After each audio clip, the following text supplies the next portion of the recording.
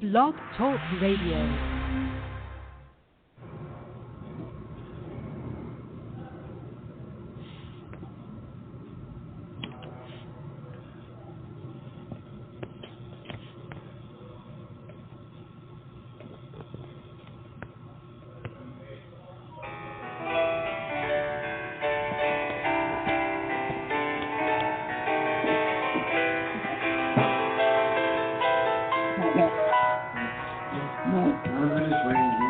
I gotta go. I'm gonna be leaving in a few minutes. It's fine if you want.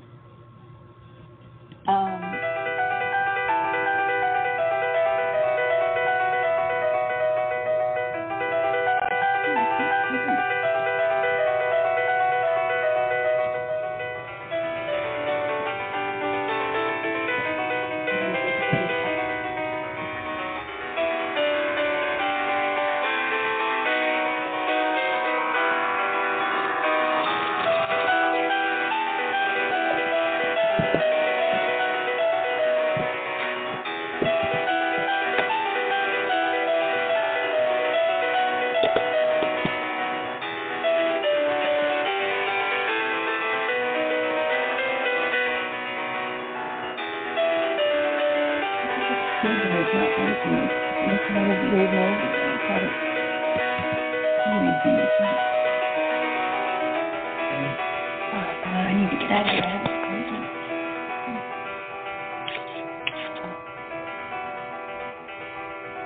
It's me, I just give you the damn thing.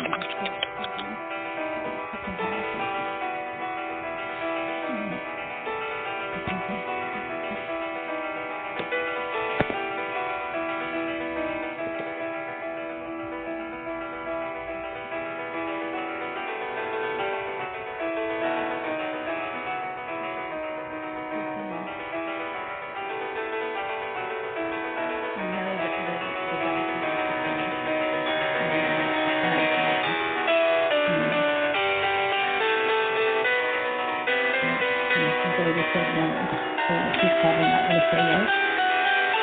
So we need to wait till tomorrow to see it.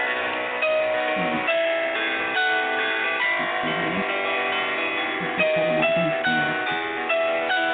I'm not going to do it. She already gave it to me.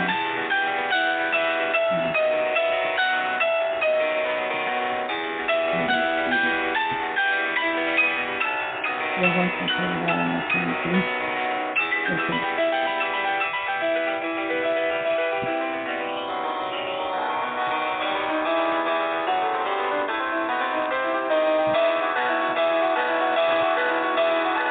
okay, let me go talk to him. I'll go talk to the guy in charge. He's not calling me back. And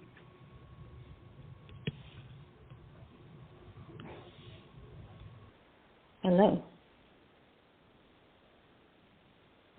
Well, that was interesting. I hope you guys liked that. I don't know. That was a new one I just did today. And this is Boo. I'm a Cosa NOSTRA radio. I'm waiting for my other half to show up. My phone would work, but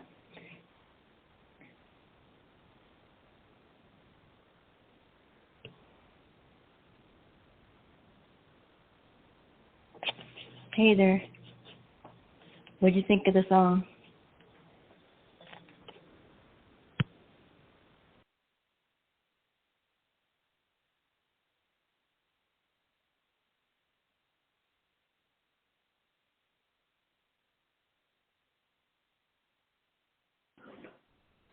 God.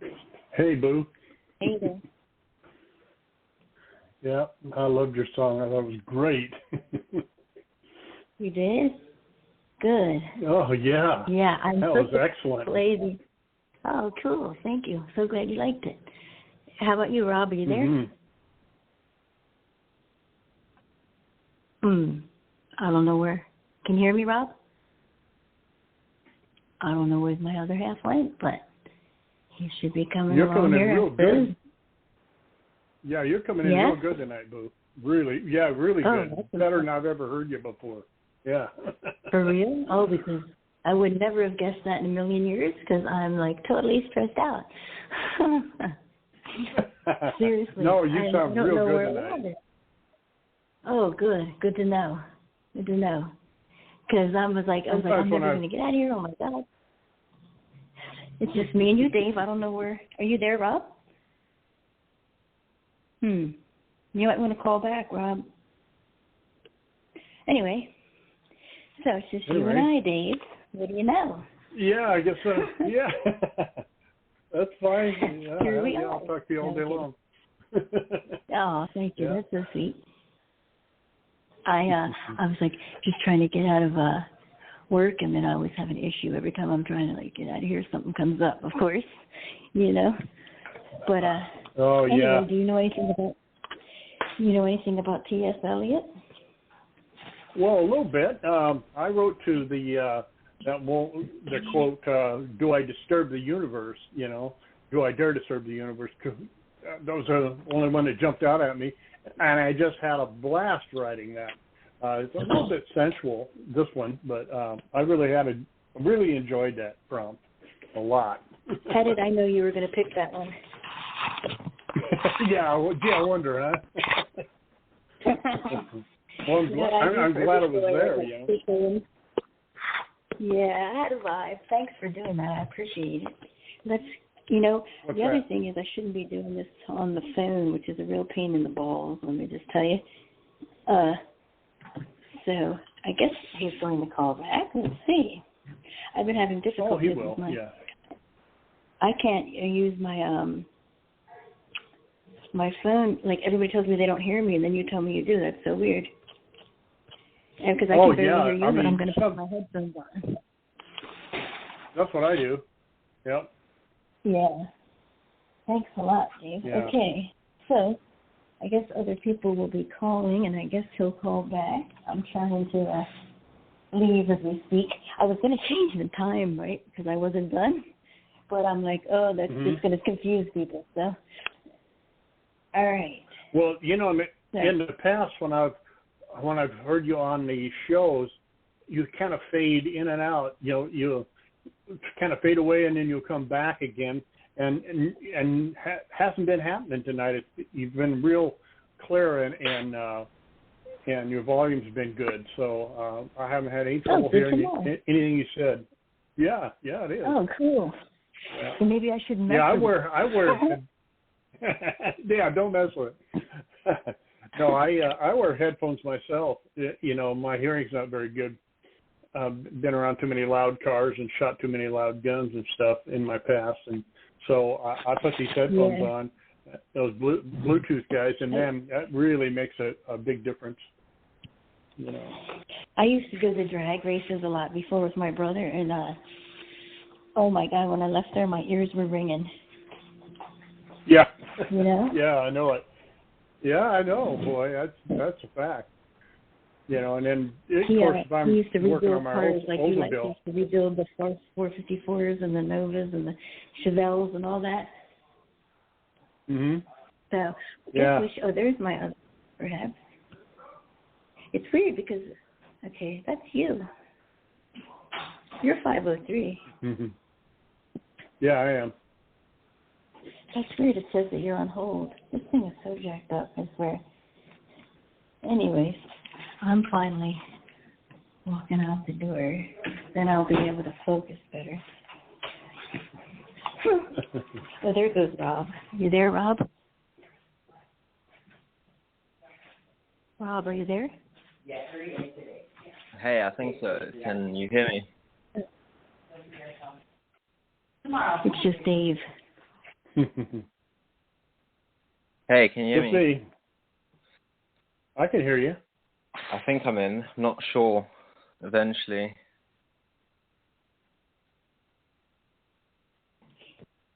Yeah, thank you. I'm leaving now, so I'll be out of here, and I'll be able to focus. So how about you just I don't want to start with you, Dave, because you want to get some more people to talk about your poem, don't you? Maybe, Rob, you want to talk about T.S. Eliot while I'm at it, walking out of here? Yeah, sure. So tonight we've got the topic of tonight's show. Yeah, let me just say hello to everyone. Hi to all those that are listening. Sorry about all the issues. I've had some computer problems and still not exactly sorted. That's why we've had all these sort of delays and the late coming. But so for tonight's show, we've got T.S. Eliot inspired quotes, which are on the page, on the topic. And the reason why we've chosen that is we appreciate his writing and his work, the entire body of work that he's contributed to literature, which he won a Nobel Literature Prize for in 1948. On top of he wasn't as prolific as maybe other great poets, but he was also the editor for Faber and Faber during probably the best period of their publishing, representing Joyce, Auden, and Pound as well. Ezra Pound was one of his best mates, and they did quite a bit of work together. And besides the poetry, I think the essays that he's written are incredibly impressive as well. And his take on poetry and influence on modernism as a movement was quite inspiring, the way that he saw poetry and the transformation it undertook in the beginning of the 20th century, quite inspired by Freudian concepts of psychoanalysis and the way that subconsciousness and the insecurities and anxieties influence our speech and our thoughts, our dreams, all of that. And it's quite well represented in even his earliest poetry, Love Song of Dave Woodcock. And yeah, he also quite an interesting bit is that he wrote a book of poems called Possum's Book of Cats, I think it's called, which essentially was his nickname for Ezra Pound. Everyone involved in the literature scene in England at the time had them nicknames, and it was about all of them, which later inspired the now famous play Cats. So that's quite interesting. And we have quite a few poems, I believe, for tonight have been inspired by these quotes. So we have, and Rack is here too, I believe. Hi, Rack. Hey. Hey. You still there, Dave? Yeah, I'm here. Okay, cool. Just checking. I'm here. All right. All right. Finally, I'm out of that whole place. So how about, probably want to wait a little bit more until people get here. There's another show going, so maybe Rack and Dave want to wait a little bit. So I think, I don't know if Lee's coming, Casey, got Rax. Maybe we start with, I know Becky's not coming. You want to start with Becky? Rob? Are you asking me? Yeah. Yeah, Could you do I forgot. You can't. Yeah, I forgot. Yep. You know what? Guess what, Rack? He's locked out of Google. You know how they are. Oh, God. Like, you can't. If you're locked out of Google, it's like fucking Fort Knox. It's fucking ridiculous. So that's the problem. You know. And if I. Yeah, I know. It's like ridiculous. It's all bullshit anyway. You know, they know about your whole life story. They know everything about you, but they won't tell you your password. Go figure. Yeah, I know. Hey, Dave, do you think you could throw Becky's down for me? Yeah, I think so. Let me see. Because if I switch the page, it's gonna mess me up. You know, Rob, it's almost easy to open another account.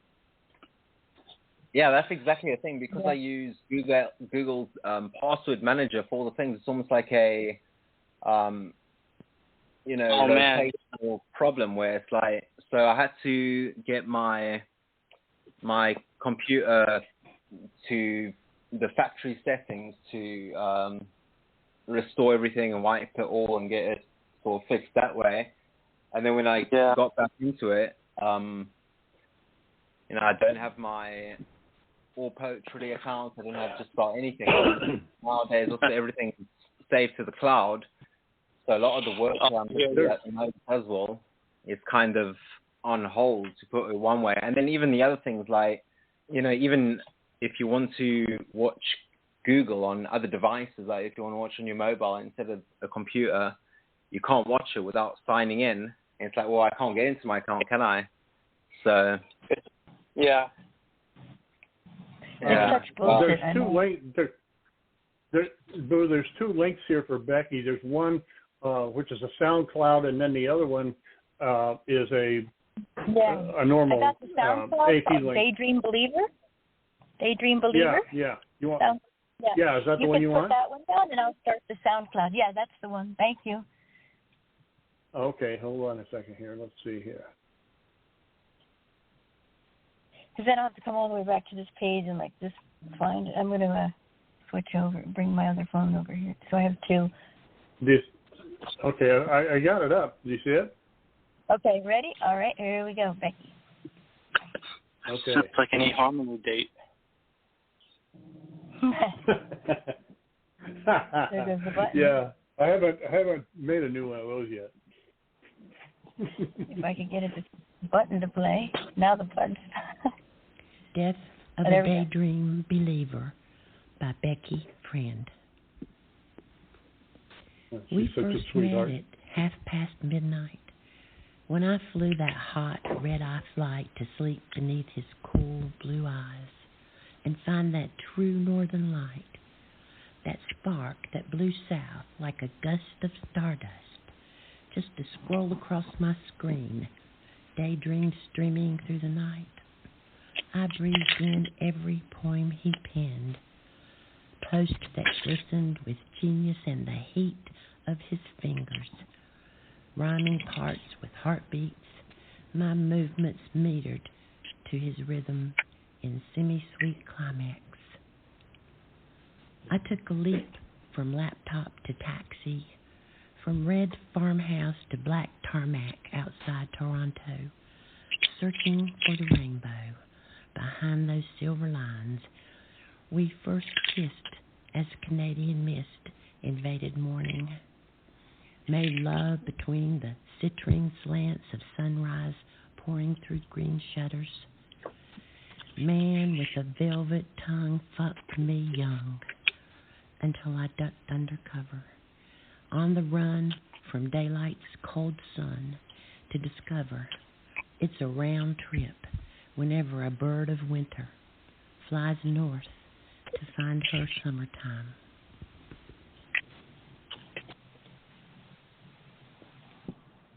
Wow. Yeah, could you, Dave? Wow.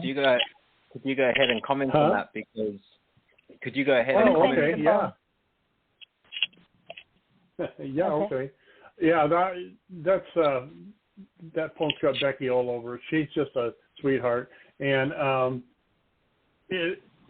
she always manages to make her poems really picturesque, and always have a great storyline to them. They're almost, in the classic vein, I would say.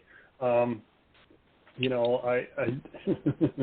I took a leap from a laptop to a taxi, from a red farmhouse to black tarmac outside Toronto, searching for the rainbow behind these silver lines we first kissed as Canadian mist invaded the morning. Gee, that's really, that's just a section of it. She's just a marvelous writer. I've known Becky for quite a while now, and I love the way she writes, and she's a real nice lady, and I thought this was really well done. Really well done. Yeah, great comments.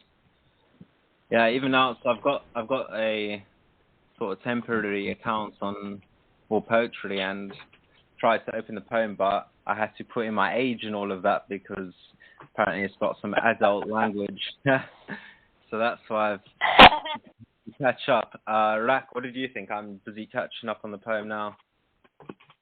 Yeah, Becky's kind of amazing. This is very relatable. The long distance affair, and she's got the birds in it. Just the title alone, Daydream Believer, to me speaks volumes. There's an Old Monkey song by that title. That was one of the biggest hits, I think, as a matter of fact. That was the first thing that came to mind, even though this has absolutely nothing to do with the song. But, well, I shouldn't say that because, the idea behind it is kind of there. But, I doubt it was inspired at all by the song. But, that idea of the daydreams, of the fantasy that we create in our lives sometimes, it's one of those things that it dangles right in front of you, and it feels like you just reach out and touch it. It's that easy to make it come so true, and all she had to hop on a plane, and that daydream became a reality. So again, the relatability of something like that, the emotion behind something like that, it's very, very moving and very beautiful. Yeah, I agree. Wow. The quote that she wrote to was, "Only those who risk going too far can possibly find out how far one can go." And I think it sums up your comment quite well. I'm quite sick of laptops and taxis, me personally. But I'd rather deal with taxis right now to sort of get out, because I think we've all been stuck in for too long, and we want to go and see all these beautiful natural elements that she's described in this lovely poem that she's written. Such descriptive language, sort of quite vivid and erotic in the way that it's written. And yeah, it is hot, no doubt.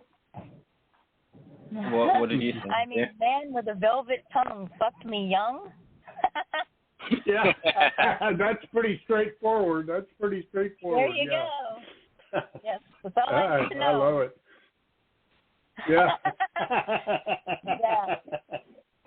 And then on the run from daylight, cold sun to discover a round trip when a bird winter flies north in summertime. I agree with Casey. That was her favorite part.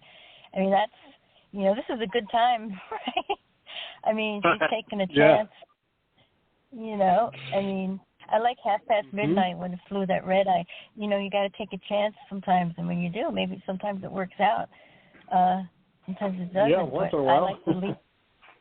Yeah, once in a while you're lucky. I mean, that's the only. I know he ducks under cover. It's like, whoa, and flies north to find her in the summertime. Really?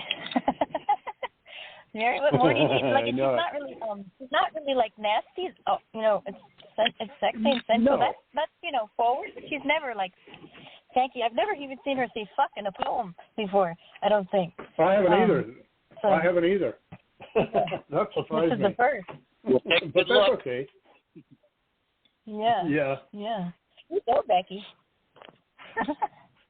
Hey. Yeah, she does go. Sometimes you just need to get some. Good, great. That's really good. I think that deserves the front page too. Excellent poem. So, did you get in, Rob, or do they need your kitty ID? Yeah, so we're going to see birth certificate and all that shit. You're sending them a DNA sample. Your firstborn. Ridiculous. Yeah, it's like Australia, isn't it? Cut off your index finger. Doesn't Kevin know you're related to the chick that says Blog Talk Radio? Yeah. Yeah, I wish Kevin really worked for Google. He could get me into all these things, get my account back. Yeah. That'd be great. Quite helpful. It's total bullshit, too. I've written to them twice. Mm-hmm. Last time I did that, I started an administrator account on the authenticated whatever and that's how I got in before. But anyway, we got 270. Isn't that you, Dave? I don't know why it says you're on hold. That's weird. Okay. I don't know either. So, that's because Dave wants to be held. Yeah, I'd like to be held. You bet. Absolutely. He wants to be fucked like he's young. Till he's young or whatever. Yeah. Well, I'm not very young, but I'd still like to be fucked, you know. Oh, God. Oh. Aren't we all fucked? That's why we're here. Yeah, you know. Friday night, why not? You're funny, Boo. You want to read yours, Dave? Huh? You want to read yours, Dave? Sure. Absolutely. Yeah, go ahead. I think I'm on the air. Put it up if you want. Hey, is that Wayne? Yeah, somebody took me off mute. You want?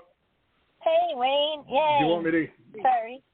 Do I need to go? Hi, Wayne. Do I need to go get it, Boo? Yeah, that'd be great if you could. So Rob, I think Rob's going to get over there in a minute. That was quite the poem for Becky. Okay, hold. Yeah, what'd you think, Wayne? Hey, Wayne. I thought it was very descriptive, and the last little bit caught me off guard a little bit, and I wish I could. I can't. There's a lot. There's some. It was some velvet tongue he had. So like say, I wish I could daydream like that. Toronto and Winter Walk me stuck under the covers. But it was pretty cool, pretty good poem. I loved it a lot. Good job, Becky. We were saying we never heard her curse in a poem before. Like nothing giving up his American citizens.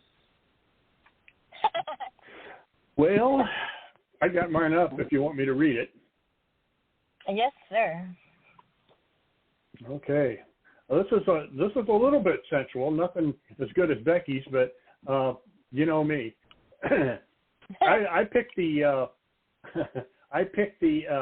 quote, "Do I dare disturb the universe?"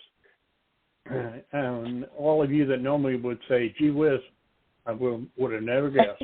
Anyway, this is called Disturbing the Universe, and it sounds like this. Vast I disturb her dark loveliness, slumbers in billions of years, her space-time curvature lying next to me, an entire universe compressed in smooth sinusoidal curves whose function of X are the limits of human femininity, her hips within gigaparsecs of the observable universe, 93 billion light years by older measuring sticks. Her long legs from high-energy jets from the polar ends of quasars would scorch me to cinders were she to supernova upon me while we were making love. She knows for she is everything, and she is all things. She loves me, a single human within the entirety of space, because I believe in her, because I look at her. She rolls over, tosses her dark matter arm over the top of me, her silver veins, those conductive snakes, carrying high-energy particles, corpuscles of photons and gamma rays, racing at high values of C, but she slows them for me to see. Those veins, parts of her sexuality, running along her legs, across her fabulous feet, get articulated up and down by those perfect tendons visible on the tops of her feet. Such perfection, she purrs to me. David William, please to kiss my feet. You hast not disturbed the universe, my man. Such ecstasy, the experience of being a human female for just a wink in time. You, the only man unafraid to touch me, make love to me, to set me free. I love thee, David William. Her hydrogen alpha eyes softly glowing in her vision of love. 'Tis the only way she knows. Helping her experience womanhood, how could I not love her? How could I ignore her? How could I just look at her and wonder? To kiss those dark energy lips, to brush her dark mane of space-time sparkling iridescent in golds and iridium, electrifying my hands and my soul.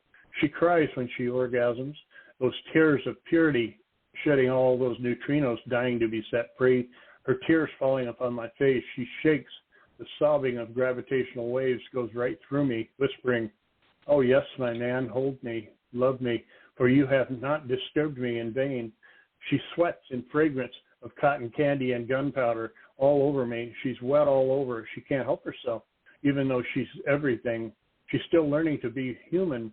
I love helping her. Exquisite when she's liquid around her event horizons. She murmurs to me, "David, your friends, Mrslilboo and Deborah Lee and Candy Brown, are most exquisite examples of human females. You have good taste in your friends. I bless thee for having women friends in your lifetime. No more than just friends is most excellent. And so I did not disturb the universe, but I made love to it, to her. End poem. What a fantastic poem, Dave. I think it was so fitting to Elliot and to the prompt or quote that you've chosen to write to.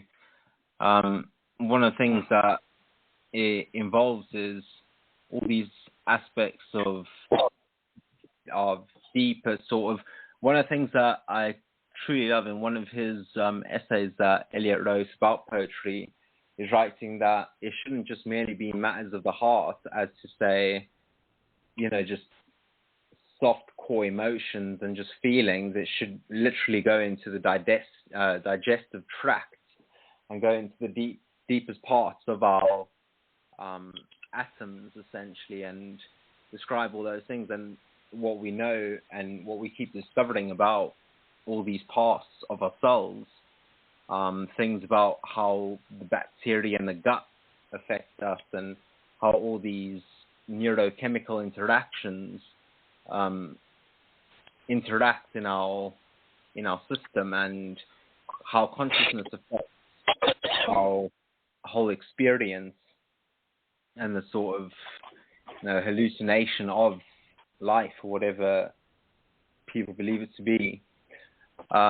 Using equations and extraterrestrial entities to describe all these things and feelings is exactly the sort of way that Elliot would have described a lot of these things, minerals and metals.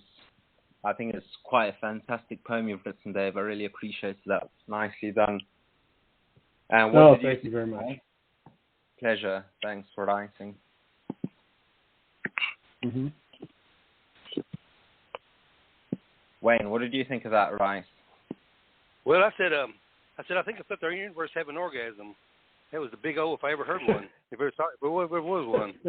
I think every time it rains, I'm gonna get excited now. You must be hung, is all I can say. Great job, and I hope the universe is satisfied. I don't think I can handle it. And by the way, I got a girl I need you to meet. It's a great point, Dave. I know, it's sensual night. Yeah, big thank you, brother. Great job, Dave. Yeah, she is. Yeah, thank you, brother. I appreciate it. Great comment. Yeah. If the universe has an orgasm, I guess that makes that the Big Bang Theory, huh? I liked it. I think it's one of the things that memes try to be sometimes. Not that you wrote a meme, but they make a bold statement like, she was my universe, and you took that to the next level and described how she was your universe. You personified it very well. You gave us a glimpse, more or less, through the telescopes of your eyes, and gave us this embodiment of this person that you felt, what was like your universe, and you made love to her in front of us, and it was beautiful. Oh, thank you, man. Yeah, it's just a little story about the Dark Mother. She's in a lot of my poetry. This Dark Mother's the shit. That's awesome. She is. Yeah, Boo knows about the Dark Mother. Yeah, I can't believe how fast you wrote that, because, I just told you about the show maybe 30 minutes before, right? Or something. Yeah. That's incredible. Yeah, well, I really had a good time, right? I really had a good time writing to that quote. I really did. It was one of those things that just worked when I started in on it. It just sort of wrote itself, Of course, I had to put you and Candy and Deborah Lee in it just to drill, That's cool. That was nice. That was very nice of you. Well, you three ladies are the nicest women I know on APR. Oh, thank you. She loves me, a single human with the entirety of space, because I believe in her, because I look at her. I think that's romantic, really. All women want that, you know, someone who pays attention to them, makes them feel wanted, needed, valuable. And this is long, but it didn't feel long because it's sort of like a long love letter to her. And it is sensual. You said it wasn't close to Becky, but I would disagree with that. It's this woman is perfect. Like, wow, I don't know if any other woman could compare to this one, but unafraid to touch me, makes love to me, set me free. When you can find that, somebody who does all that for you, well, that's a keeper right there. She cries when she orgasms. I thought guys hated that. No. Huh? Yeah, okay. That's what I heard. It's not. It's really good. She sweats in the fragrance of cotton candy and gunpowder. I noticed you use that a lot, too. I love your poem about cotton candy and gunpowder, too. I think you said Deborah smells like that, right, before? I remember. Yeah. That's a great poem. Yeah. And you made a perfume for her, I think, with a poem. Yeah, before. I did. Yeah, and I love Candy, too. She's so great and awesome. And this is very flattering, too, to be mentioned in here. Thanks a lot, Dave. This I'm going to nominate. This is great. Oh, you're welcome. Thanks. Good job. Thank you very much. You're welcome. And look at the pictures. How trippy is that? It's kind of sexy, too, huh?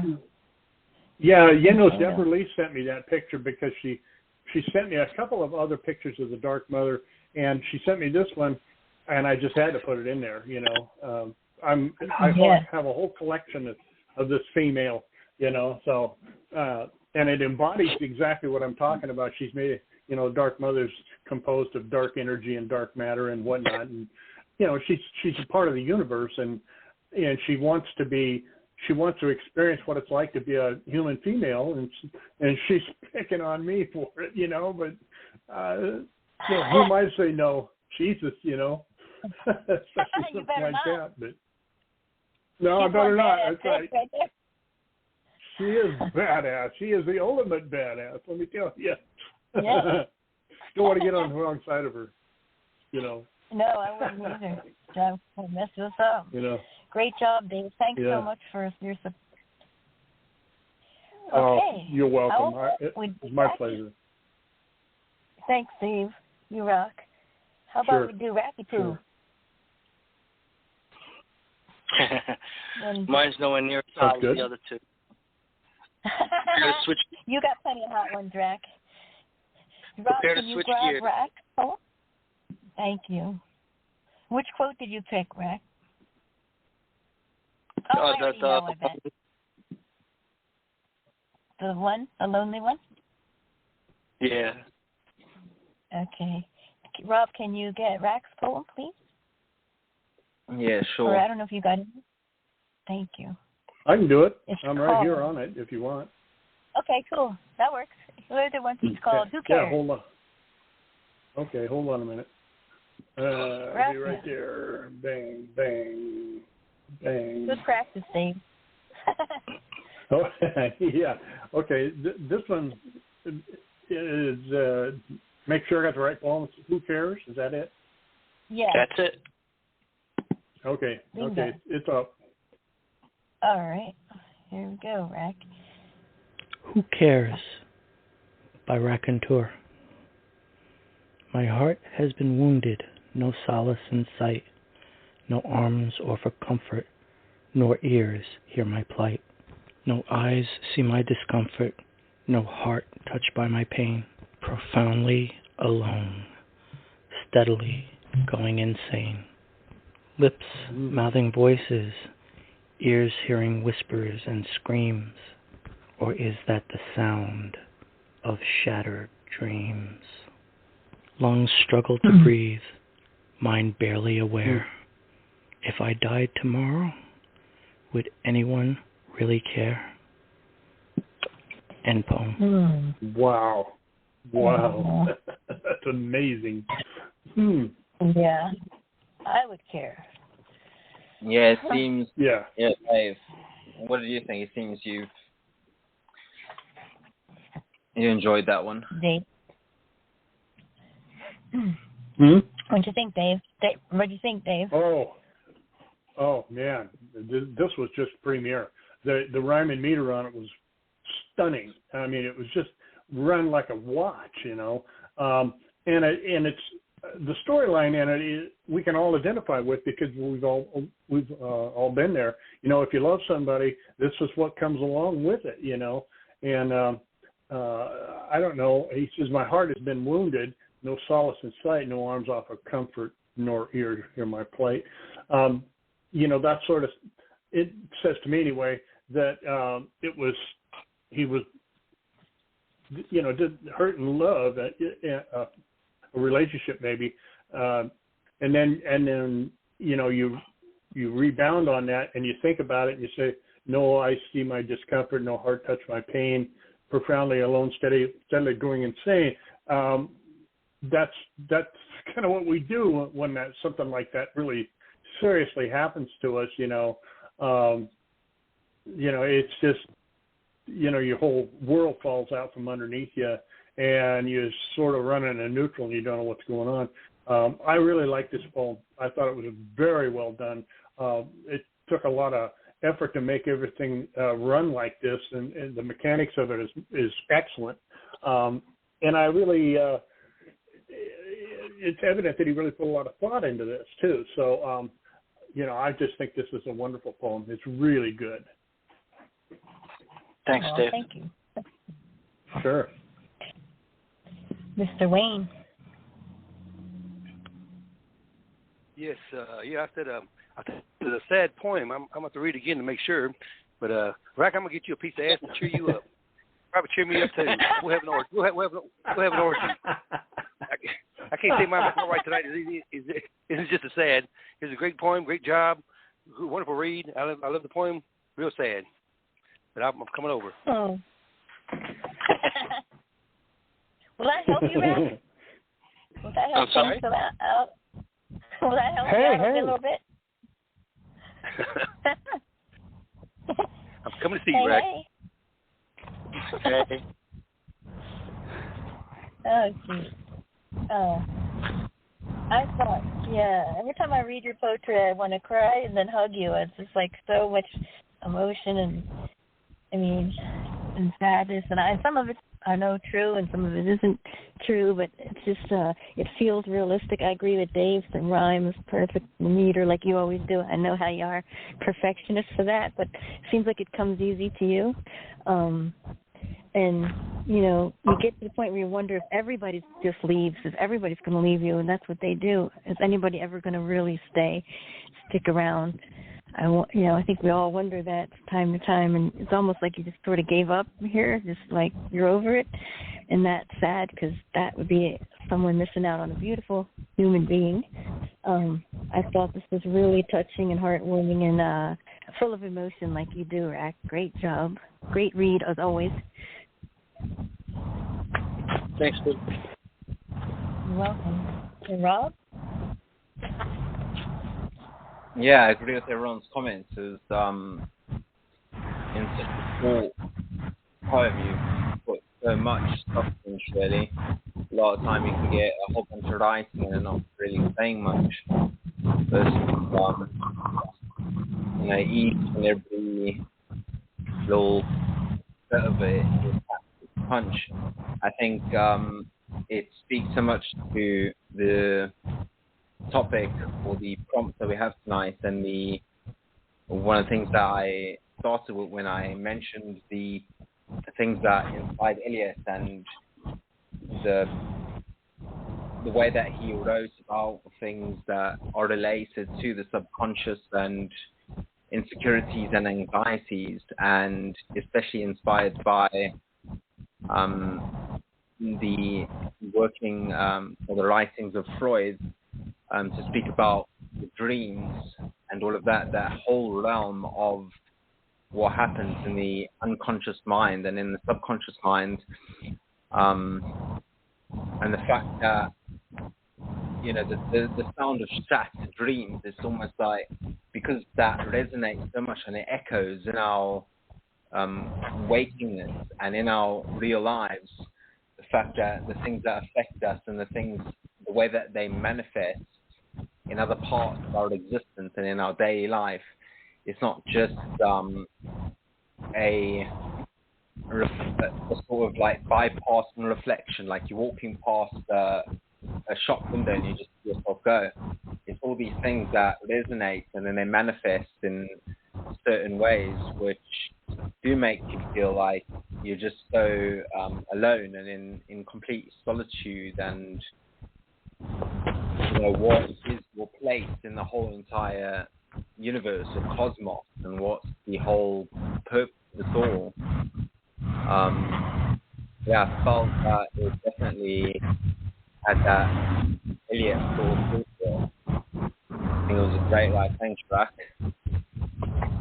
I think we have JCA now. I am here. I am here, folks. All right. I am here. Oh, all right. I thought I heard you say hello before. Yeah. Cool. Okay. All right. Hey, if you Jay. can drop my poem, I got audio, Boo. Okay. Okay. You want me to get the audio, and you'll get the. How about you get the poem? Because if I switch, You get the poem. I got the. Well, which do you want? No, you get the poem. I get the audio. She wants it all. She wants it all. All right, I'm getting the poem. You get the audio. Okay. What you got on the JPA or what? Yes. And all right, Boo, go ahead. Okay, I see yours. Hold on. It's under J, Candy Stripe Melodies. It's part of the 1-1. It's up. It's up. Oh yeah, I'm How do you spell on JCA? in the studio. It's a little I'm looking. A little further down. Right below, It's up. Right below I Skulls got it. and right above Naomi. Relax, kid. I got it. That's a hell of a sound.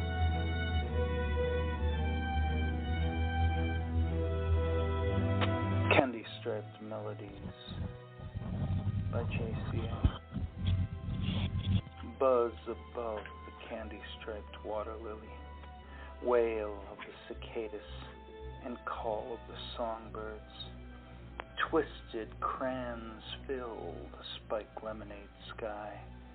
Animal parade scuttle in the clouds. Whistles cascade from the silver smile. Xylophone taps pulse in the ribs. Glow spills from the eyes. Swirls of music from the lips. Seasons gripped in her Vivaldi grin. Billy belting out all of me. Rise of the concerto perfumes, stirring the jasmine brine in me. Staccato notes in the sternum, veins plucked as the harpsichord. Bones shiver in the organ keys. Violin squeals in the jawline. The neck is served as the harmonica. Concerto sans the finale. Her voice, the genesis.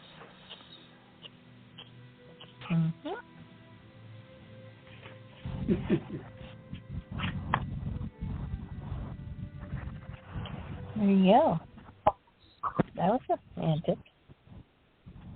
Oh, look, perfect timing. There we go. There's G Money. All right, Wayne, what do you think of that?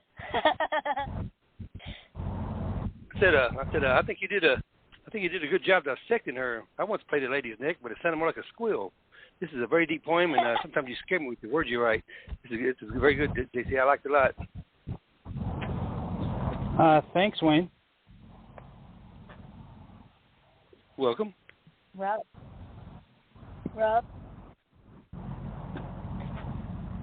Yeah, I agree. I think the element of music and their descriptions are so well worked into this and speak to the prompts. You are the music, while the music lasts. Songbirds and violins, especially the violin was quite often mentioned in Eliot's work. I think in 2 or 3 of his most popular poems, he spoke about the violin and was then used in sort of other Latin languages and borrowed words, as they would say, and how they apply.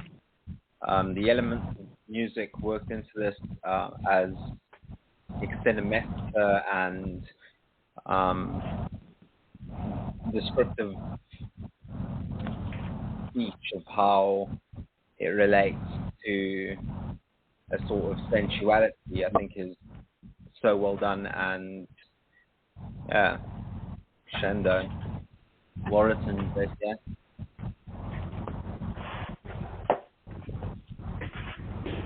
Thank you. Yeah. Appreciate it.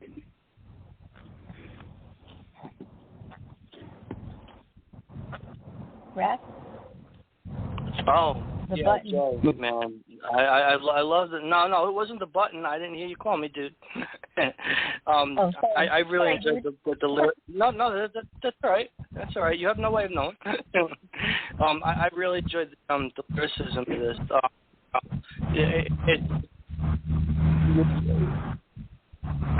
You kind of make her your song, you know, and it's the tune on your lips. It's what it's making you sing, and that's got such a duality to it. That's got so many different layers to the meaning of that, you know. When it's, you know, it makes me think of something along the lines of singing someone's praises, only deeper, you know.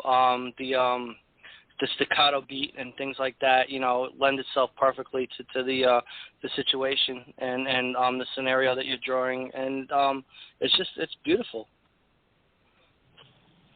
Mm-hmm. I'd watch that concert. No yeah, kidding. Hell of a show. Did you comment, Wayne? You did, right? No, he didn't. Yes, I did. Yeah, I did. I Okay. commented first one. Yeah, he did. Okay. Yeah. Okay, I thought so. Be me then.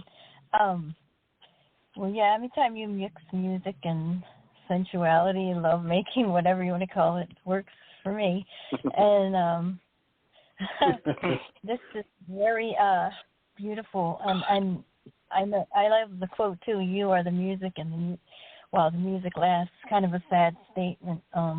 But it seems like you're enjoying yourself here to the fullest. I like the little, is that Italian, Jay? You're speaking? The neck is served as a harmonica, sans the finale. Her grace, the genesis. Whoa, that's deep. Yeah, that's really good. Very deep. A lot of love here, a lot of lust, and a lot of longing, I think. Mm-hmm. Blow stills from the eyes, swirls of music from lips. Really, really gorgeous. A compliment to your lady there, Jay. Nice job. Oh, what song did you put down there? What song did you put, Jay? Oh, is that you reading it? That's you reading it, huh? Sorry, Boo, I was on mute, but you forgot Dave. Yeah, Oh, Dave. I'd love Dave. to comment Sorry, on it. Dave. Yes, yeah, that's okay. Oh, this was great. This was really great. Anybody that's a musician would love this. I like I like the stanza that says, "Seasons gripped in her Vivaldi grin, Billy building out all of me." That's really telling. Rise of crescendo perfume stirring the jasmine brine in me. Staccato notes in the sternum veins plucked as the harpsichord bones shiver in the organ keys. Violin squeals in the jawline. That's really telling of how a violin's played. You know, you have your jaw pushed up against that piece, and boy, there was a background noise there. Anyhow, it's so bad. Agreed. Yeah. That's why anyway, I was muting. I'm outside. Anyway, this is really cool. I really like the way you put this all together, Jay. And And I've listened to some of my most favorite female vocalists, like Grace Slick and Lydia Pence from Cold Blood. Those women have an ability to broadcast and insert their own sexuality into what they're singing, and you can pick up on it unless you're dead. And I really like that. And Jay's poem sort of says that in so many words. I thought this was just wonderful. I loved it. Thank you so much. I appreciate it. Well, I got to get going, guys. Thank you so much. Encore. Later, JCA. Later, man. Yes, encore. Later, JCA. All right. And great read, love. That's what she said. Mhm. All right. Thank you. Hey, JCA, what's Jask under? Jask or what? No, he doesn't have one. You're going to have to read for him. Oh, okay. Just checking. Okay. All right, bye. Bob, will you read for Jask, please? Bye. Thank you. Yeah, will you read for Jask, Bob? Thank you. Yeah, the song that it was Billie Holiday, weren't it? Yeah, exactly.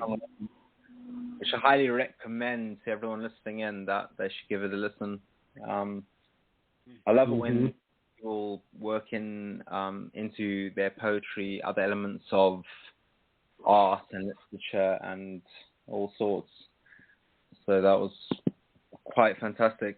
Right, Jaskaran, I'll read that when I find it.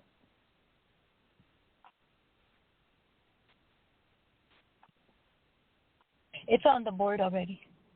Okay, thank you.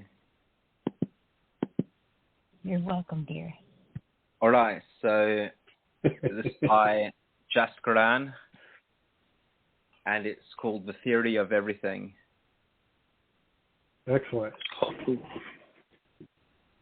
The mother is ecstatic to see a flower blooming out of her womb, big brown eyes filled with mischief and incitement, his tiny hands like snowflakes falling on skin. She sings him to sleep with colors of her voice dancing in his eyes. As the warbler greets the world with a serenade, he trudges in the white snow in a soundless space, under veils of white lace, hailstones on the keyboard playing notes, ACAs. Late autumn, the emptiness between words, the love which blossomed in spring, melts away in torrid summer, spewing scathing words at his mirror like acid rain, tormenting past poison of the soul, oath of staying until death takes him apart, forgotten in a moment of spur. Black dress and red lips, they stare and stare from afar. Where she is not thine, under soft pink skies, fruit and maple leaves, withered away by the savage wind, leaving the tree naked, humming a melancholy song. End of poem. Wow. That was amazing. Great read. Yeah, great poem. Yeah, great read, Rob. Really good. Yeah. Mm-hmm. So, Wayne, what do you think, kid? Wow, that's a hell of a poem. This is fantastic. It's a poetic poem I've heard in a while. Describe Mother so tenderly, and all the way through it was a great poem all the way through. I loved it. I'm in the middle of that kind of song. It was just a beautiful poem. I took my breath away. Great job. Oh, that's good. And Rack, you still got your breath? No, I think I got that went. This was stunning, Jask. I mean, absolutely beautiful. The opening is enchanting. It's really your descriptions are phenomenal in this. Not that they're anything less in other pieces, but this is just. I mean, head and shoulders. I'm really enjoying this so much. It's really beautiful. It really And I don't know why I sound surprised, but I'm not. But I really, you know, I'm very, very taken with this piece. Don't be surprised if it winds up on the front page. I know, right? Yeah. Yeah, no kidding. Oh man, I agree with what everybody else has said about this poem. It is just a marvel of description and metaphors, and the way it's the storyline reads on it pulls you right into it. It's picturesque as the day is long. I mean, holy cow. You know, you read this thing and you could see all of these things happening, and every stanza, it kind of like a different story. You know, I have to say that I'm glad I'm in this group, because there's such a core of really, really high-level, excellent writers in it. You know, and this is one of the, you know, one example of it. I love being surrounded with such excellence. It makes me write better, and this is an example of it. So I really like this very much. Oh, what a sweet thing to say. That's cute. Rob? Yeah, I agree with everyone else's comments. It was a pleasure to read. And even just the title, because of my fascination and appreciation of quantum physics and Einstein, and especially his appreciation for Spinoza, I think a lot of it originated with Einstein's inquisitive nature to discover, I think one of the things that he was saying about his inquiry into the creation and God's creation, but his God was what he defined as Spinoza's God.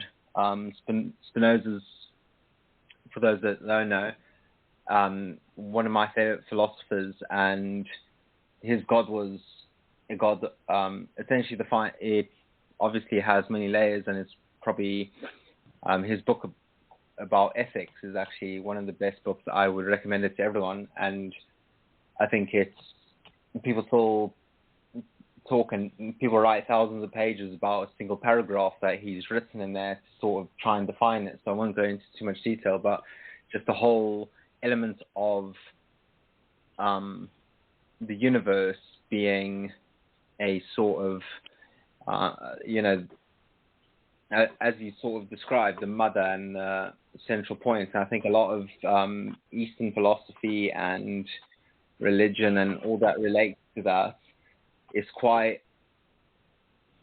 liquid in the way that it takes a stance on what could be defined as the greater God of whatever you would like to think of it. But it's just to realize those elements in that.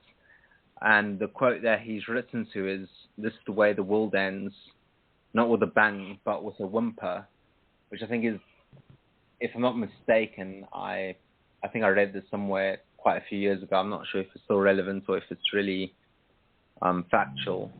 And these days we've got fact checkers everywhere, so maybe they need to fact check me. But I think it's one of the most quoted lines from a poem in a film. You know, this is the way the world ends, the way the world ends, this is the way the world ends, not in a bang, but in a whimper. And it's quite fascinating because it speaks to the element of things that we've seen that unfolded in, Nazi Germany, and the fact that you're silent and not, you know, one of the things that I think around the world we are so admirable of America for is the right to freedom of speech, and how important that is to uphold that right. And today I think we're at a tipping point where a lot of these things are being undermined and trying to be rewritten. And if you look at a lot of dystopian literature, it mentions these elements where, you know, history will be forgotten, 1984 or Huxley's Brave New World, where the freedom of speech and all of that becomes quite, you know, rewritten, statues being torn down, all the rest of it. And it ain't political. It's just a thing of, you know, in certain countries like in Australia where you don't have the freedom of speech. I know I have many mates there, and people that I've lived with are Australians, and we're quite nearby neighbours being in South Africa. Speak about that. Speak about in America how great that is to have that right, to have these things, and how valuable it is, and the fact that it should be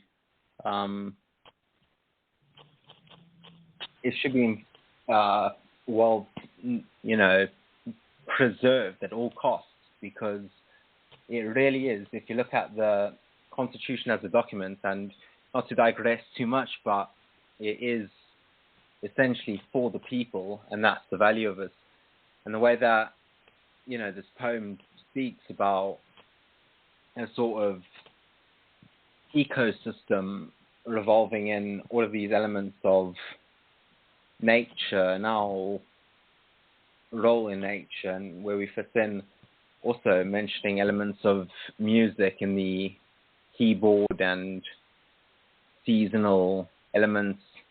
It's definitely got that Elliot feeling to it.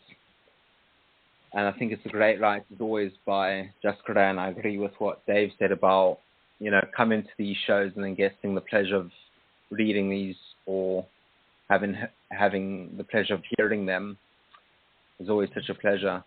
And Boo, what did you think? Of course, I love the piano reference, you know. But this sort of reminds me of, like, you know, everything has a certain order of the way that it goes in life, and there's death, and there's living, and there's autumn, and the rebirth there. And if this the way the world ends, it doesn't sound that bad. I mean, parts of it sound, but it goes from the motherhood all the way to the death. It's really deep. Every time you read him, he gets better, and I think he did the quote proud. Good job, Jask. And then Wayne will be next. Well, mine won't be like that. Yeah, mine won't be that good. But I wrote the same quote that Dave did, and mine's called "Brought Down the Universe." And mine's a little dark, but here it goes. It goes. Do I dare disturb the universe? If I do, hope I'm not first. Know I've done things that are worse. Don't get mad if I curse. Stuck up fingers, said God go to hell. Ever since then, I haven't felt well. All I do is chase and tell. I wish I had something that didn't sell. Didn't used to wear this frown. That was before I brought the universe down.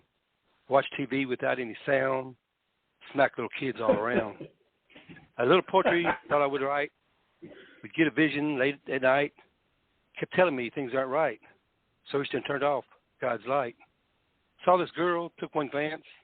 She was brave and took a chance. Wanted to screw, she wanted to dance. She should have known I don't like romance. What the hell is up there in the sky? There's no angels that can fly. Are no answers, don't ask why. Everything I read was a lie. All this religion is overblown. They won't tell us what is known. Loved being a kid, but now I'm grown. I brought down the universe to be alone. In. Wow.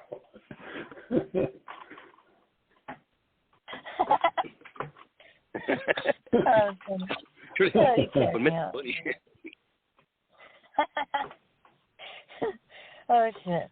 Yeah. Yeah, it's, you're not allowed to curse anymore. That's one of the things that being cancelled.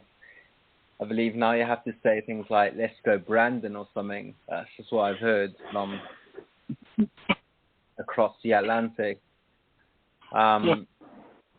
Yeah, I think it's a really, again, it has elements of humor, which obviously when it has that cynical humor and a sort of like sarcasm and satirical nature, it's my favorite, and it has a bit more of a bite, you know. It's like one of the things that you come from, like maybe a British background and all those things, which yeah. So Elliot, just one of the things I missed out when I was doing the whole bio in the beginning, was actually born in Boston but moved to England when he was 25, And actually, well, I think, yeah, he lived the rest of his life there.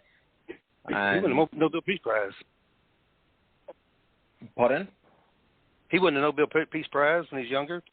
In his writings, and stuff after the war, he won the Nobel Peace Prize. T.S. Eliot did. He's a hell of a guy. Wow. Yeah, I agree absolutely. And yeah, always. I mean, you know, if hypothetically speaking, if I didn't have a Google account and I couldn't log into anything and I just had to hear this poem, I would know it was you, because you do have a certain individuality, and it tells of a great poem, Wayne. Lovely to hear that. Thanks so much. What do you think, Zach? I think if the universe is gonna be destroyed, I think Wayne's gonna have his fingers in it somehow. I love you. It's almost got a backcountry feel to it, in the sense of, you know, you just like hanging out, saying, you know, I hope I don't go first, you know, and the observational, like Rob mentioned, the humor, and it's really very appealing and relatable. But the whole piece overall, you know, the message of it and the picture you paint, it's awesome. It really is. I enjoyed it very much, Wayne. Thank you. Pretty quick. Didn't write Halloween poems all day. As soon as I got off. Yeah, Dave, what were your thoughts there? Oh, I have to agree with Rack on this a little bit. You know, it's, especially in America, we get just shit knocked out of us with all this advertising and all the time, and all this other bullshit that we have to put up with. You know, I know it sounds like I'm being a big baby, because third world countries are a lot worse than us, but it makes me, it sounds like somebody that's just fed up with everything, with religion and all of the dogma that goes with that, and the I don't know, just the problems with relationships and stuff. You know, people get so fucked up that they can't even merge together anymore. You know, with all the bullshit that goes on. And, you know, you're supposed to be this, and then you're supposed to be that. And if you're not this, then you're screwed up, you know. And that's kind of what I got out of this poem. I love Wayne's humor. He's always makes me smile and laugh. And I agree with what you said about it, Rob. If I didn't know who wrote it, I could figure it out real quick just by reading it. So I'm on style, hey. Good job. Yeah, you do, Wayne. Good job too, my brother. Sometimes you get fed up with the world, and you just got to say something. Just give everybody hell and fling ride. So you just get fed up. Exactly. Yeah. Yeah, of course you have your own style, Wayne. Yep, you do. How are we gonna do? Chasing tail. I'll get better. Don't worry, I'll get better. Chasing tail. Chasing tail. He's even at the end of the world, he's still gonna get some. I mean, what he's there. Yeah, he's a little tail. Yeah, why not? Yeah. Even the crack of dawn. I wish you didn't fail. Even the crack of dawn isn't safe around Wayne. The crack of dawn. That's right. Wayne's always trying to get some. In the morning. And then you always say, "I just wrote it right before," and it's like really good. That's so funny. I dare disturb the universe. There's no way you can't disturb the universe, Wayne.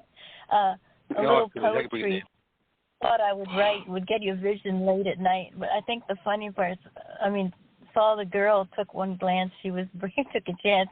You're always, you just keep going, you just keep plugging away. So eventually someone says yes. Yeah, that's it. Sooner or later, supposed to say yes.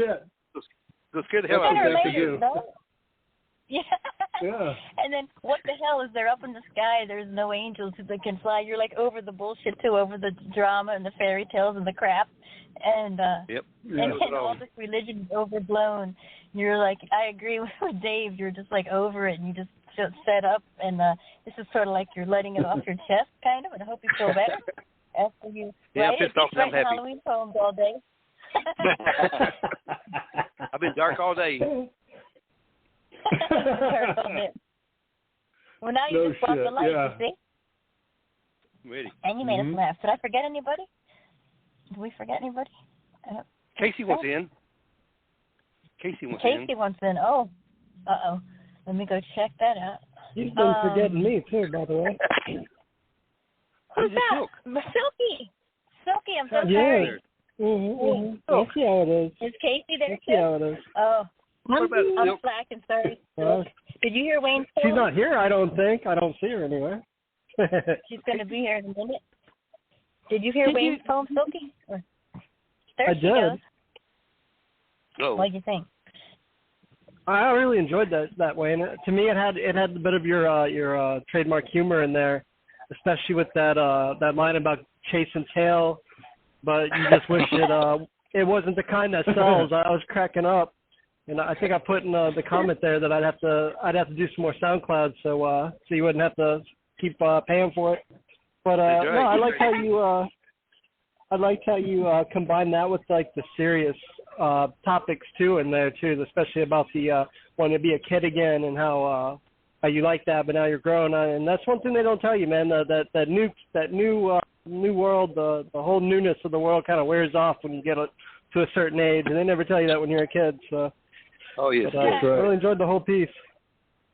Thank you, Silk. Appreciate it, man. Yeah, no problem. Did you notice he's always chasing tails, Silk? Notice that part? Just checking. I know, man. It's my heart over here. Pepper Kids when I'm quitting. Is Casey here? I don't see her on the best thing to chase. I mean, what else is there to chase? Am I here? There's Casey. Yes, you. Hey. Hello. Hey. Did you hear Wayne chasing tails? Casey. Welcome. That's why she was hiding. Yeah.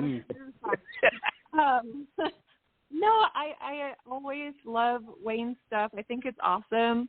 My favorite part about this poem, like on a serious note, is the fact that, do I dare disturb the universe? And then when you decide to say, like, fuck you to God, fuck you to the universe, I'm going to do it my way, it doesn't get better. You have that attitude, and then as you go on through the poem, you say, I haven't felt well. I'm grumpy. I frown. I smack little kids around. Wayne. What the fuck, Wayne? But yeah, don't do that, Wayne. That's not like little kids around. Kids around. Stop that. That's a rough day. But like it doesn't make it better. You don't enjoy romance. You don't enjoy the little parts of life anymore, and you just want to be alone.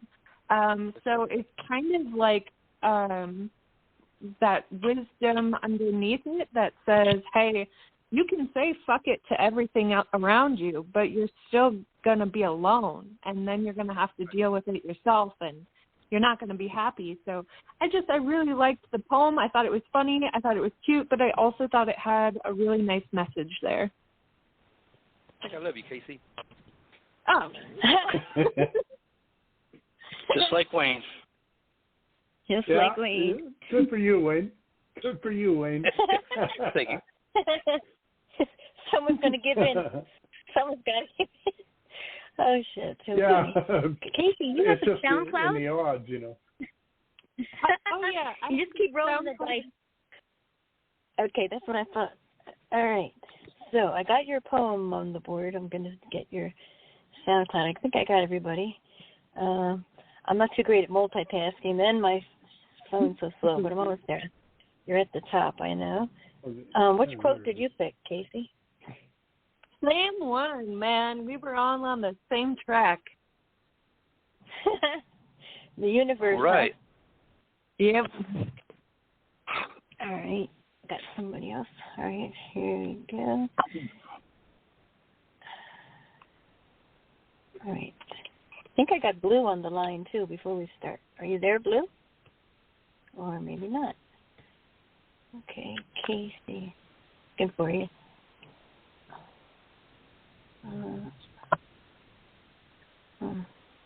I know I saw you earlier. Sorry.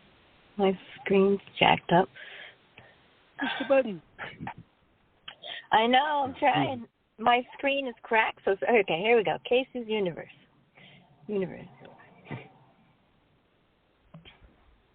Getting there, here we go. Universal. If I put my fingers here, would that make you love me? If I press the curve of my breasts against your bare chest, will you remember me when morning sun scorches my dreams? If I fall and shatter like broken bones in jars left in spaces between bars in our hearts, will you open my scars? Is my nudity provocative? Let me be more expositive. Twist time, bathe in nebula, fondle stars, cause celebra, split atom, rest Sunday, then swallow the Milky Way. Love me more than earth. I am the universe. There you go. Excellent. Holla. Wow. Woohoo. Wow. Yoo-hoo. Silky. She rocks. Yeah. Oh, am I supposed to comment right after that read, huh? Yeah. Catch my breath. That was a beautiful sensual read. First off, I really enjoyed this piece. It was kind of it had part of the universe there, and I loved how it was kind of like to me, I read it sort of. It's partly maybe a demand to one's lover to for all their attention, especially down towards the end where you said love me more than earth, I am the universe, and that was hell yeah. But then actually my favorite part of this whole piece was where you said, if I fall and shatter like broken bones and jars left in spaces between bars in our hearts, will you open my scars? And I love that metaphor there for just being so deep into one another, and just it was just beautiful and very lovely and very sensual too. I really enjoyed it. Thank you. And Dave, I know you're chomping at the bit. Oh God, yes. I think Casey's going to be our new lady that Wayne and I worship around here. Anyhow, you know what I'm saying. Wayne's going to take their tail.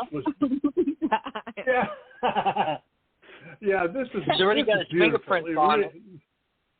Yeah, I know it. This is really beautiful. I like that first opening 2 lines there. It says, "If I put my fingers here, would that make you love me?" Wow, that's really really suggestive. It's really classy and well delivered. You know, it sets the entire poem up. If I press the curve of my breast against your bare chest, will you remember me when morning sun scorches my dreams? That's really picturesque. You know, the sun scorching her dreams is kind of like the sun waking her up and taking her out of a dream. You know, and then I have to agree with what Silk said about the center stanza here. If I fall and shatter like broken bones in a jar, that's beautiful. That entire stanza with the singlet in separating the next couplet there. That's gorgeous descriptions and stuff, and it shows intimacy, a lot of intimacy. And then I like the couplet right below it. It says, "Is my nudity provocative? Let me be more expositive." Any day you want, you know. That's what I say. Jesus. And then the rest of it, it kind of ties the whole concept of the universe together. You know, twist time, bathe in nebula, fondle stars, cause celebrate. Split atom, rest Sunday, then swallow the Milky Way. Love me more than Earth. I am the universe. This was what I wrote on it too. Well, I mean, I wrote on this quote, and Casey, I thought you did an excellent job with the quote, and it's very sensual in a really classy way. It's not smutty at all. It was perfect the way you delivered it. So well done. Oh, make me blush. Rack. This was really nice. I mean, I'm trying to get a read on some of your thoughts, and this is written in a way that it's very easy to say, oh, she's talking to me, so that's the first kind of feeling you get, I think, when you read this. It's not one of those, I'm talking to any person in general. If you make it feel like you're speaking directly to the person reading it, and that's not easy to do in a lot of cases. It's not a generic thing. It's almost something relatable, personable, and you definitely capture that. And then the things that you mentioned. If I put my fingers here, that's vague enough to leave it up to someone's imagination, but specific enough to be like okay, I'm starting to be drawn in here, and then you go straight to the curve of your breast. It's like oh, I'm gone, and then the further down that you go, you talk about worshiping you, the bringing to mind the expression of she's the center of my universe, kind of a thought, which it's. I won't call it ideal, but it's definitely one of the things that people hope for when they're in a relationship, when they fall for someone. You want to be the end-all, be-all, the thing that they think of. And I think a lot of arguments that come up between couples and whatnot are over, how can you think of me like that? Because no one wants to be thought of in a negative light. So every time you hear some comment that just something as simple as you make me smile, it's like, that's how I want to be thought of. That enforcement of that feeling that you're fostering in this piece just bolsters the sensuality and intimacy of it. This is really a fantastic piece. Thank you so much. And Wayne, get your fingerprints off her booty. What do you got to say? She already smacked him for it. Look, he's the clip now. Where'd you go, Wayne? He's hiding. Rob? He's scared. He's saying a couple of Hail Marys. Wait, Rob? Sorry, I was on mute. Okay. Yes, I think the whole idea of the way that consciousness, or at least our brain, and if you look at elements of space and the universe and the Milky Way, and the way that it sort of almost looks the same under certain scans and things, it can't exactly be explained. We try and have the Large Hadron Collider explain elements of string theory and other super symmetric theories that we just can't understand, that exist in the cosmos and things outside there in relation to splitting atoms and all the rest, Higgs boson theories and all that the same thing exists inside of us. It's completely transparent in that view. The way that our form and our nudity and our bodies, our sensuality, our sexuality are all almost representative in nature, and the way that our form is emphasized in those elements in a completely undefinable way. It's always such such a great way to relate these things in nature, because it's something so unique and something so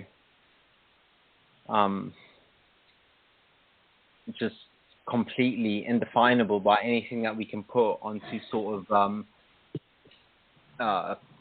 mathematical equations and theories. Some of it, string theory, for example, still can't really explain. I think the way that it's all described and broken down in this is quite beautiful and quite stunning. So I enjoyed it a lot. I don't know if Wayne's back, but thank you. He's just so back, Rose. Did I miss anybody? I don't know what happened to Wayne. Oh, myself, of course. The way that you read it, first of all, I thought was amazing. I mean, I was drawn in. You're an excellent reader, and everybody wants to be appreciated and loved, especially women. We like to hear all that stuff, like Rack said. You're beautiful, you're important, you matter. I think about you, and those are things that women love to hear, that sometimes when you get with somebody, they forget those little things, or you become comfortable and they forget that you need to hear those things. Of course, Absolutely. I love bow down to a goddess, because you're a goddess. Every woman should feel like one. And, hey, Boo, Wayne says you guys got him on mute. We got him on mute? Okay. I will check. Yeah. It's gorgeous writing, gorgeous read. No, he was just behaving. No, I'm kidding.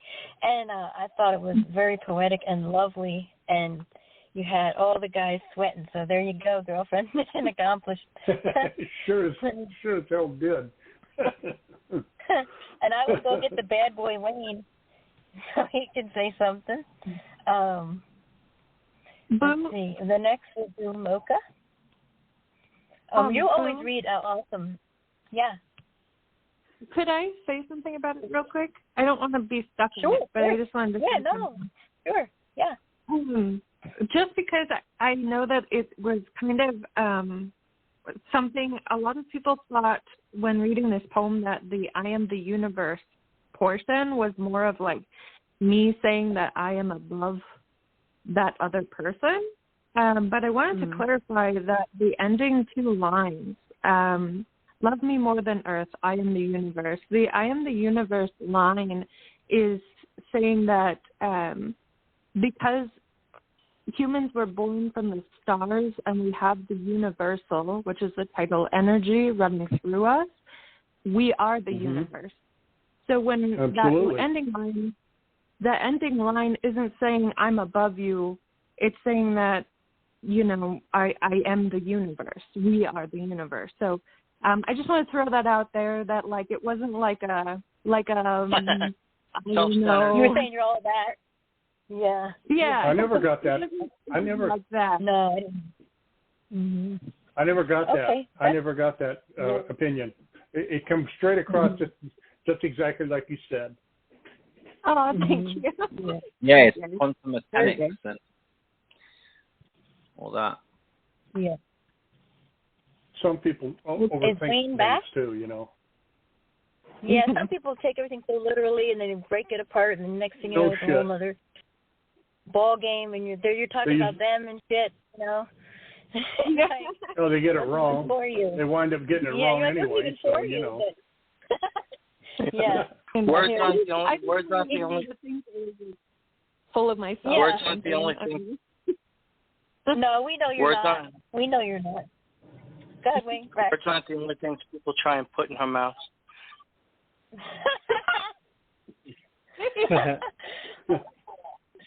Yeah, Boo, Wayne's saying that Wayne said he accidentally hung up when he was talking or taking it off mute, and you need to take him back off mute or pick him up. Okay, I'll refresh because I don't see, and this has happened to me all the time when I use my phone. I don't see. It's always Wayne. I don't know why that is, but I'm going to refresh the page to see. Because you disturb the universe. Yeah. My universe can't multitask. There's a shit. And my okay. Shoot. Okay, so Silky, you want to read yours while I try to fix this, and then we'll do Mocha. Yeah, sure. Sure, we can do mine. Mine's kind of dark, so I might bring everybody down. But here we go. If I can go find her real quick. Yeah, thank you so much. So? And I don't see Wayne. This is ridiculous. Let's see. I was going to write for a prompt, but I got like totally sucked into another group and do rap battles for the past couple of days, so that was my excuse. But this one fits. Yes, I'm here.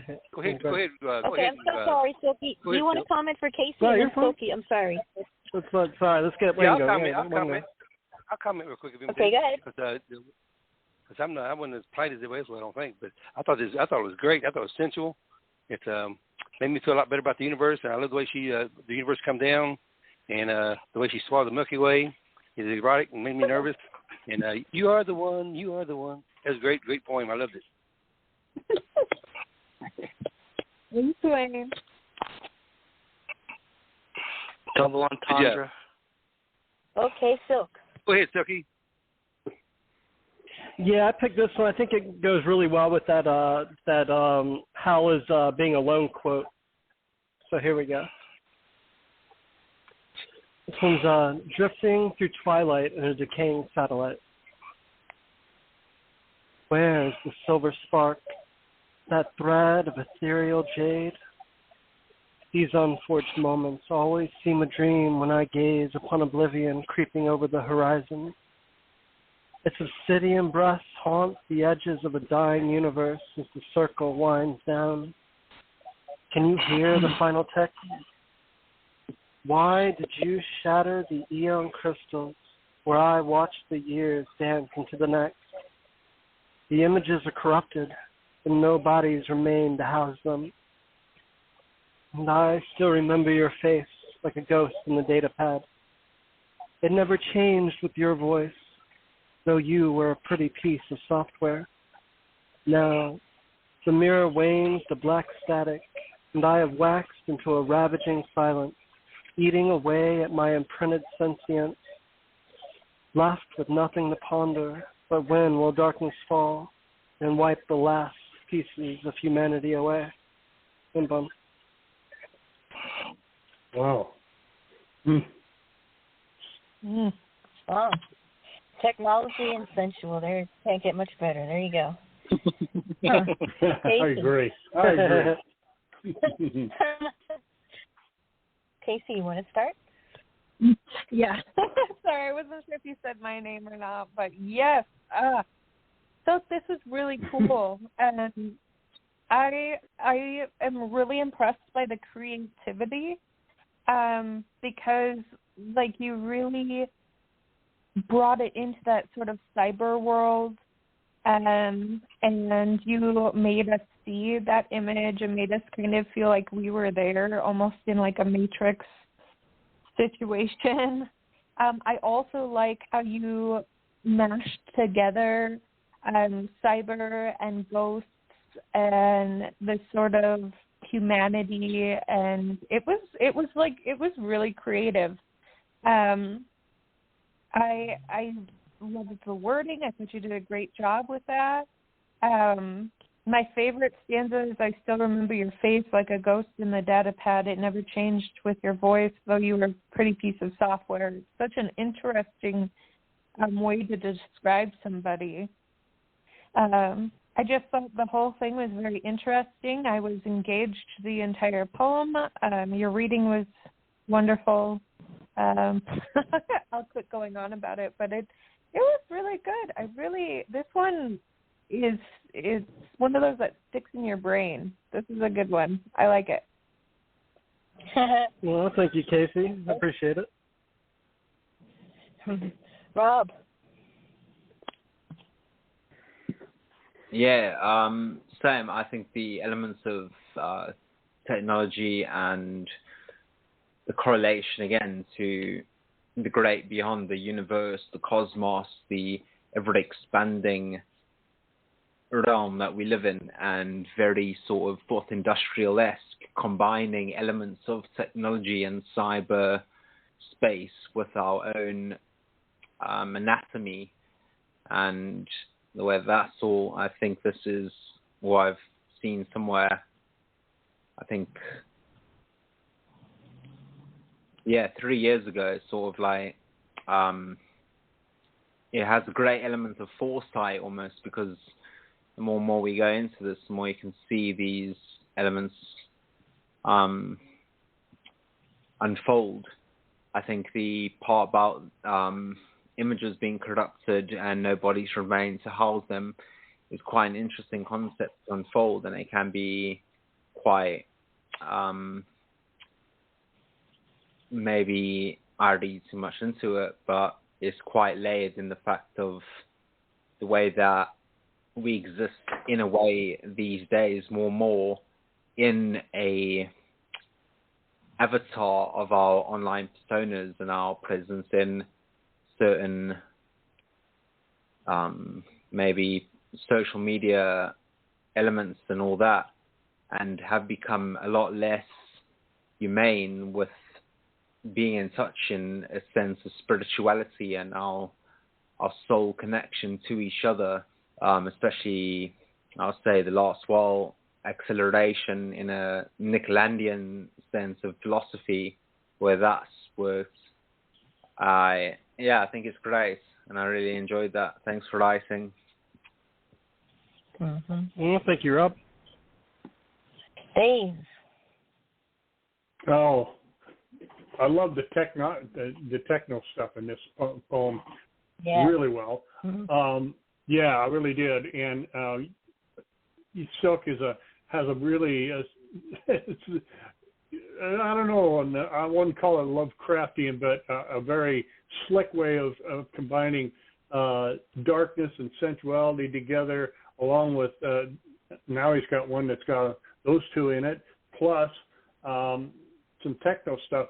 I like the second to last stanza says, "Now the mirror wanes to black static, and I have waxed into a ravaging silence, eating away at my imprinted sentience."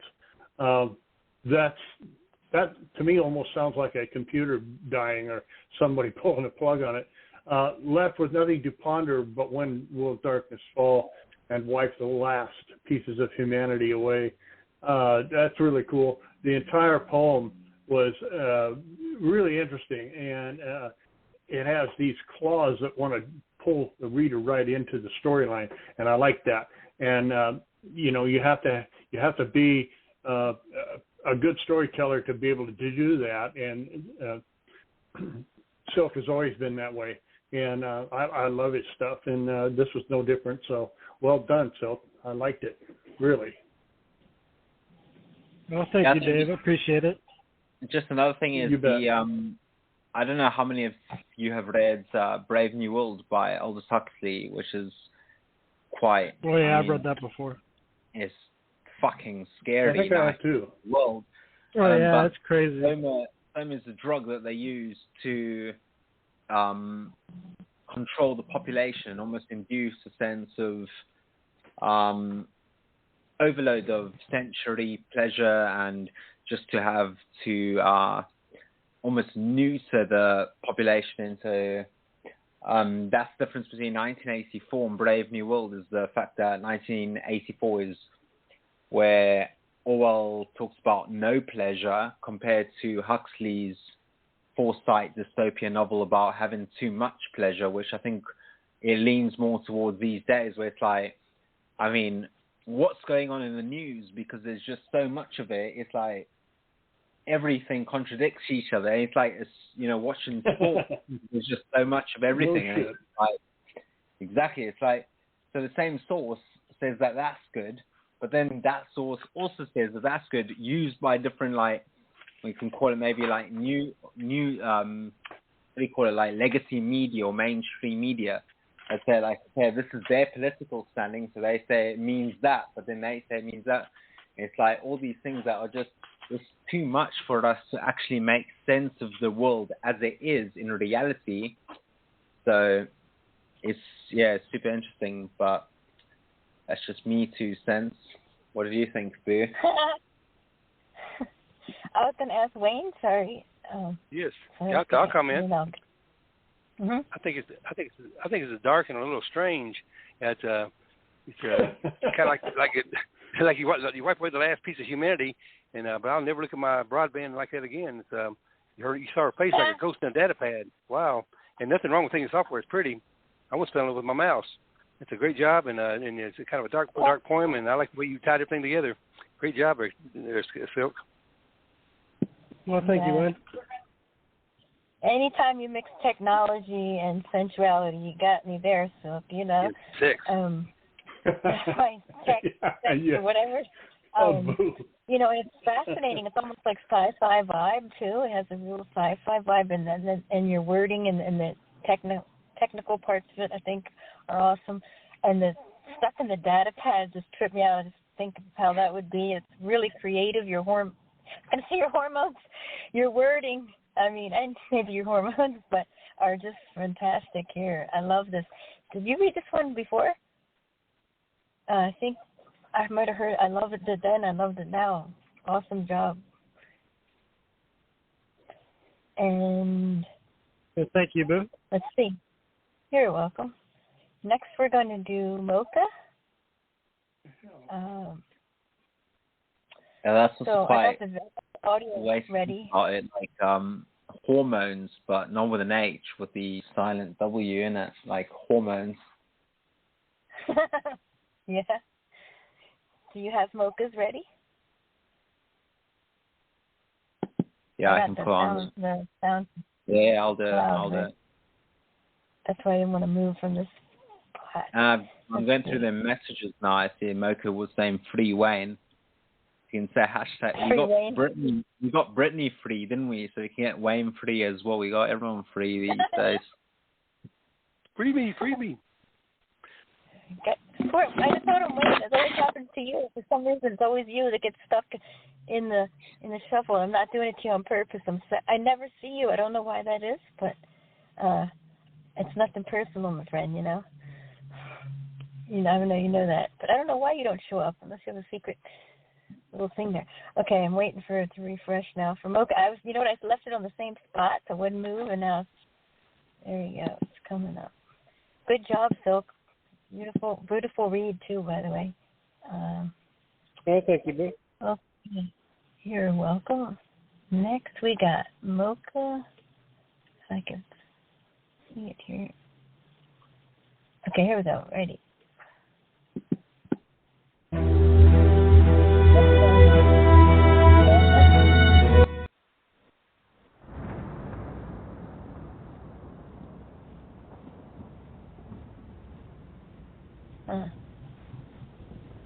Sorry.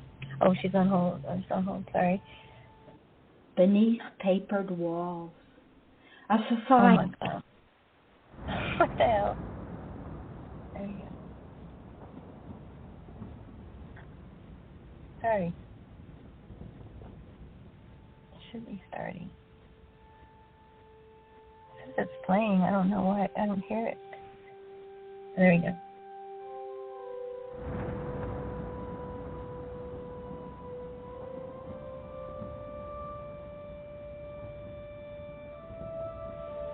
Invaluable Ichor by Mocha 868.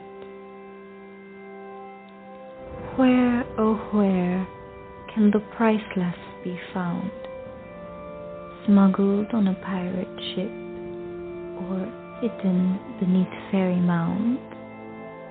Buried in pharaoh's tombs, or locked away in Swiss bank accounts? My gems are in the astral, my paragon in the vibrating chords of reverent gospels, in the thoughtful, lilting lyrics of hymns sung on worshipful whims. My richness is in ink, in the primordial black gold rising up from the depths of one's predilection. Abundance can be discovered in yearning fiction. My treasure does not lie in chests of gold. My non-parasite is a taste of your soul and form.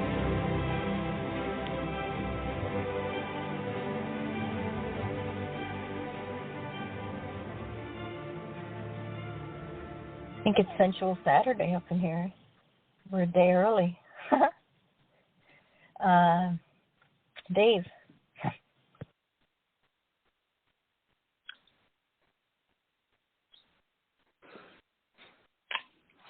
Yeah, I'll commence. Dave, okay. Yeah, well, he sorts out his button probably. Okay. Just to let everyone know that's just listening, can't read the prompts or the links that she's chosen to use. It's again, it's by T.S. Eliot and some of his work that has inspired all of us in some way or another, even if we know or not, because if you find out how many people have been inspired by Eliot, it's actually one of Bob Dylan's main inspirations as well. Even mentioned in a few of his songs as well. The purpose of literature is to turn blood into ink, and genuine poetry can communicate before it's understood. So elements of that describe what I mentioned earlier about his essays and his literary criticisms, saying that poetry should be more than just superficial or elementary emotions described. To say, like, roses are red, violets are blue and all that. It should really go into the heart of it and things that are much deeper and much more astral, to say. And to say the fact that it's one of the primary elements of modernism and why it's probably one of my favorite literary movements, and I think far more relevant ever than postmodernism ever was. And it's a conversation I could have for 5 hours probably, so I won't get into that too much. But the fact that it's the way that art makes you feel sometimes before you can actually understand this and all the layers of it, and that's where it goes into the deeper understanding of all of these things, and not just being a basic sort of, this is the way I feel and this is like that. But it's like the way that moved me with the music behind it, all these elements of treasures not being just a physical or monetary thing and being so much deeper than that, mentioning things of ancient, realms from ancient Egypt and modern tax dodging syndicates, as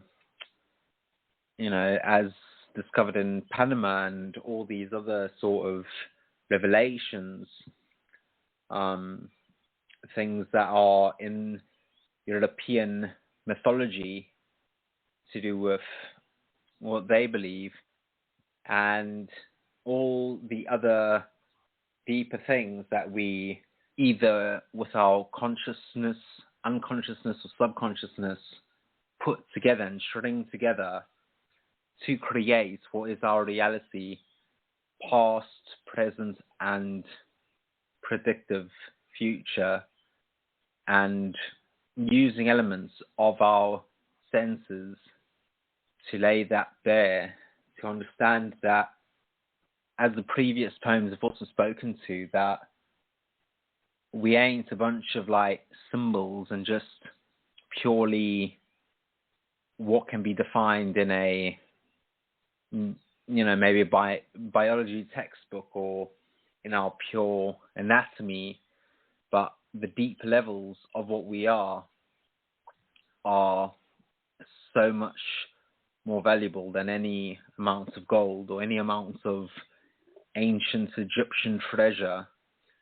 What's inside of us, our spirit, our soul, what maybe the Greeks would call our daemon, and which will inspire the elements of having a muse that works through us and not being completely related to the physical compounds of our being is something that can't quite be defined. That's why we fall in love with certain people. That's why we feel attracted to certain parts of people's being, is that it's indefinable quantities of our existence that are so much deeper than the physical realm. I think this exactly speaks to that. You know, it's like turning the blood, what's inside of us, our DNA, something so individual to our being, into ink, what we write, what we put out there in our art and in our craft and the way that we lay it out. So I think that was quite fantastic. Thanks for writing that, Mocha 868. Dave, are you back? What did you think? Ground Control to Major Tom.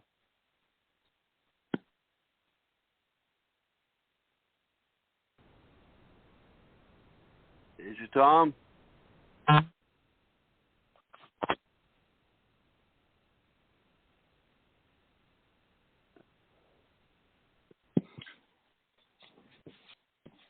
Is Wayne with us? Is someone there to comment? Because I can comment. It's Casey. Yeah, go for it, Casey. What did you think? Yes, I loved this, Mocha. I thought you did so good. I agree with everything Rob said. In fact, it's hard to follow Rob's comment because a lot of things that I wanted to talk about he's already discussed. But it's just beautiful. I love the music kind of adds to it, but that's the thing. It doesn't take away from the poem. It adds to it. And I think that's really important because a lot of times, you know, those extra things can almost be a distraction. But in your poem, it really adds to it. And it adds to the quotes that you chose as well. I agree with what Rob said. Let me see here. That the purpose of literature, or the second one, the genuine poetry can communicate before it's understood. What he said about the emotional understanding of a poem before maybe your brain really grasps onto it. And I think with the way that you came about writing this poem and presenting this poem, you packed in a lot of emotion before the words even really, you know, hit the brain, which is really cool. Other than that, I did want to talk about just how you brought us on the journey. I love that you started out with where can the priceless be found? Because boom, there we are. We're already on this journey with you.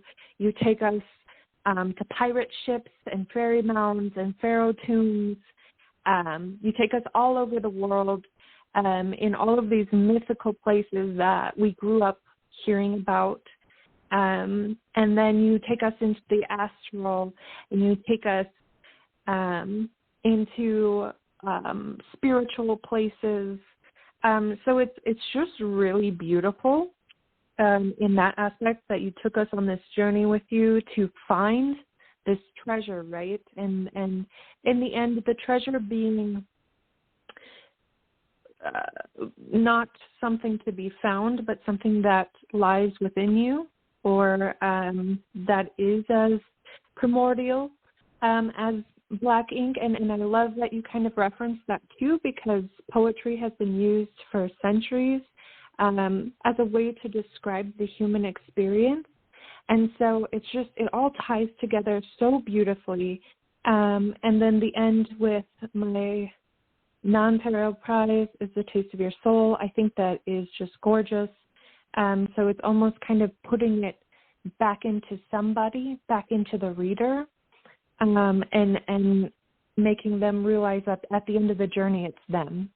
And I'm floored. I'm flabbergasted. I loved it. There's so much to it, but I'm not going to go on because we could go on forever with this one.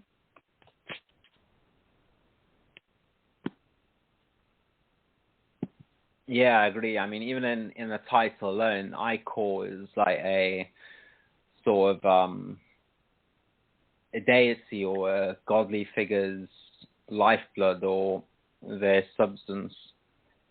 And that is exactly also, again, speaks to the prompts. So I don't know who else is still there or here. Just say your name. Or... I'm here. Yeah, yeah. What do you think? Me, Rob. It's Raz. How you doing, brother? Oh, hey, Raz. How you doing, man? Yeah, I'll give a comment real quick. Raz. I thought. Sorry about that, Raz. I thought this was. Yeah, I thought this at once now. I'll comment real quick. I thought this was a beautiful piece. I thought it was full of passion and beauty, and it had a romanticism about it too. And I loved the kind of that it had a few different meanings. I think you could take from here, like the title to Invaluable Ichor. And yeah, I do got to say that picture really messed me up too for a minute there. I just I had to take a couple looks at that. and figure out what was going on here, because I was like, damn, someone's going to get in trouble with Kevin. But no, I love the very beginning of this too. The like Casey said, how she started out with that first line about where can the prices be found, but then smuggled on a pirate ship. I thought she was talking about me for a minute here, and but no. I loved.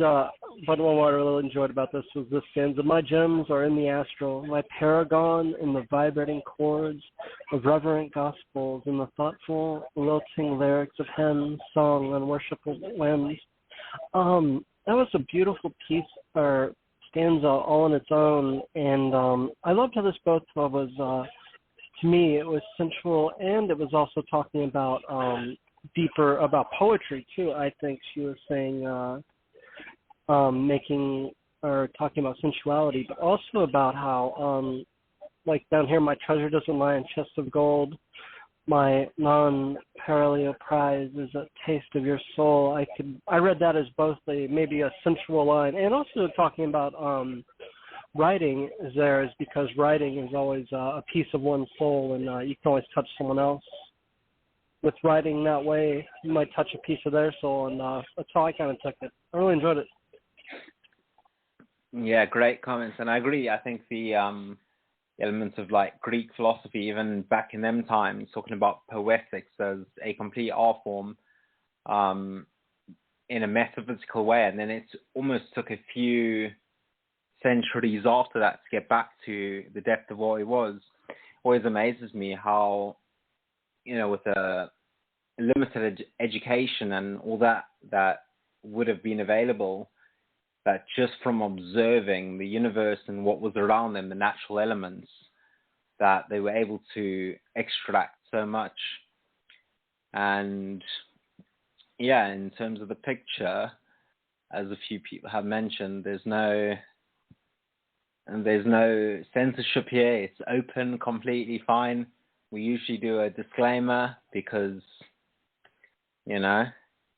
it's not our views, so we're not getting in trouble for that. And that's what we do with our fingers. We flip through the pages and we flick through the chapters. So, what do you think, Raz? How you doing, Raz? Nice to Hi, Raz. see Sorry, you. Raz. I heard everything you all are saying here about this poem, and I realized the context clue at the beginning was the Ichor, and that's a fluid of which the ancient Egyptians would try and preserve the soul when it was mummified or mortified into the acts of burial. And so what I'm reading in the poem is transfusion of the soul upon death. Could be what Moshe is trying to express within the context of all this beautifully written metaphor.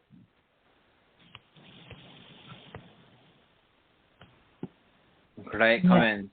Also, it speaks to that element of seeking immortality.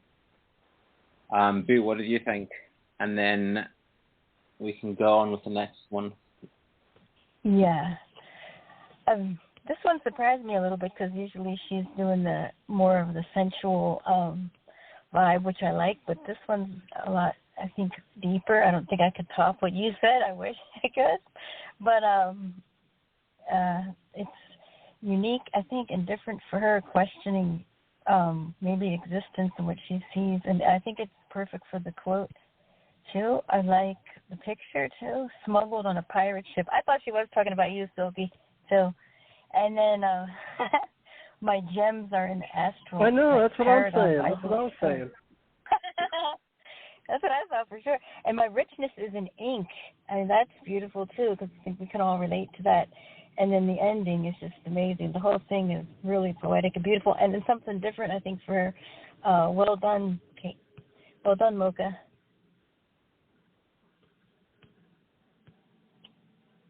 And yeah, I think I'll do mine. That's cool. Let me fix my light. Okay. You see it, Rob? Yes. Yeah, I got it. You got I think it's on the board, isn't it? Yeah. I didn't put it on the list. I forgot. Okay, this is called Lament for a Poet. This is a broken song to sing, a bleak melody to ponder. The aching loneliness bears wounds not healing any longer. Tune flows like streams of blood, lyrics sharp and somber. Emotional turbulence creates waves that pound harder. Teardrop of a mighty flood have now trickled to a river. Feet treading through the layers of mud, in their falling fear they quiver. A prayer and mourning in the security that he refused to give her. Busted song caressing ears as his touch chills and make her shiver. Impassioned pleas enough to make the earth quake. This very ground she walks upon rumbles with a tragic ache. Beyond the light angles sleep, and the sweat of two meet. Dissolve the pain, and within the rain the soft tremor of two hearts beat.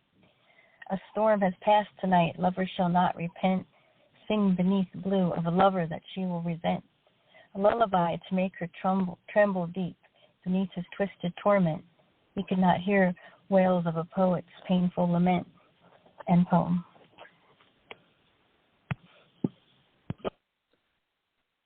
Yeah, great poem. Poetry about poetry is always great. Yeah, the musicality of it is always like what we were talking about in regards to Wayne earlier, about having a fingerprint and some sort of resonance that goes throughout his work. It's a similar thing. I was listening to some music by, I can't think of his first name. I think it's something like Ivo Alexander or something, some Russian pianist the other day, like a prodigy, quite fantastic pianist. And I'm thinking about it while I was listening to what he was playing. It had a similar sort of rhythmic flow to what I would think about. It almost like made me think about what you write, because it had that similar sort of cadence and just flow to it. Again, like all the elements of natural phenomenon and elements of nature, be it fluid, be it solid, be it all the realms of land, earth, and air, are mentioned and related to what, you have the ocean, you have mud, you have mountains and quakes and all that, to what happens within us. And again, like, I think it can't be overstated, the elements of our souls, that what I said originally with even Jessica Dan's poem, and what I always find so fascinating with, and quite an interesting thing as well, and I don't want to talk too long because I know we haven't got too much time left and we've got a few more poems to do, but with Elliot, his legacy in a lot of Asian countries is far larger than Western countries. Like if you look at certain subcontinent countries and then even like Far Eastern countries, Elliot is mega there. His like, people still talk about his poetry there today as if it was written yesterday, because it's so appreciated, the way that they have the sense of, to talk about Eastern religion, the sense of being a part of the ecosystem and not sometimes in a, European sense of identity, we have a hierarchical view of the world and see structures where we place ourselves above nature. But a lot of the Eastern thoughts that put us as a part of the spherical viewpoint where we are just as involved, and I think a lot of elements of things that are happening today with the climate crisis and all the rest that goes into that is so relevant and more important than ever to pay attention to those things. So, yeah, great, right. What do you think? Thank you. Yes, there is plenty here of emotion, what the poet is expressing. I see that the caption pieces of a piano and the different keys, as well as the quote from Elliot, has to do with tunes. You are the music while the music lasts. And this speaks volumes of how a person can inspire the poet until their very last breath. And all of these acts are just representations of the subconscious trying to impress the muse, or that one special person who had gotten away but never acknowledged the full extent of the poet, either him or hers, intention to go on loving forever. There you go. I like that. Thank you, Raz. Thanks, Rob, by the way. And I think Silk wants to comment next because he has to go. Yeah, no problem. And I see we've got Xylophonic on the board. We can do his poem next. Yeah, I did want to comment. I really enjoyed this piece, Boo.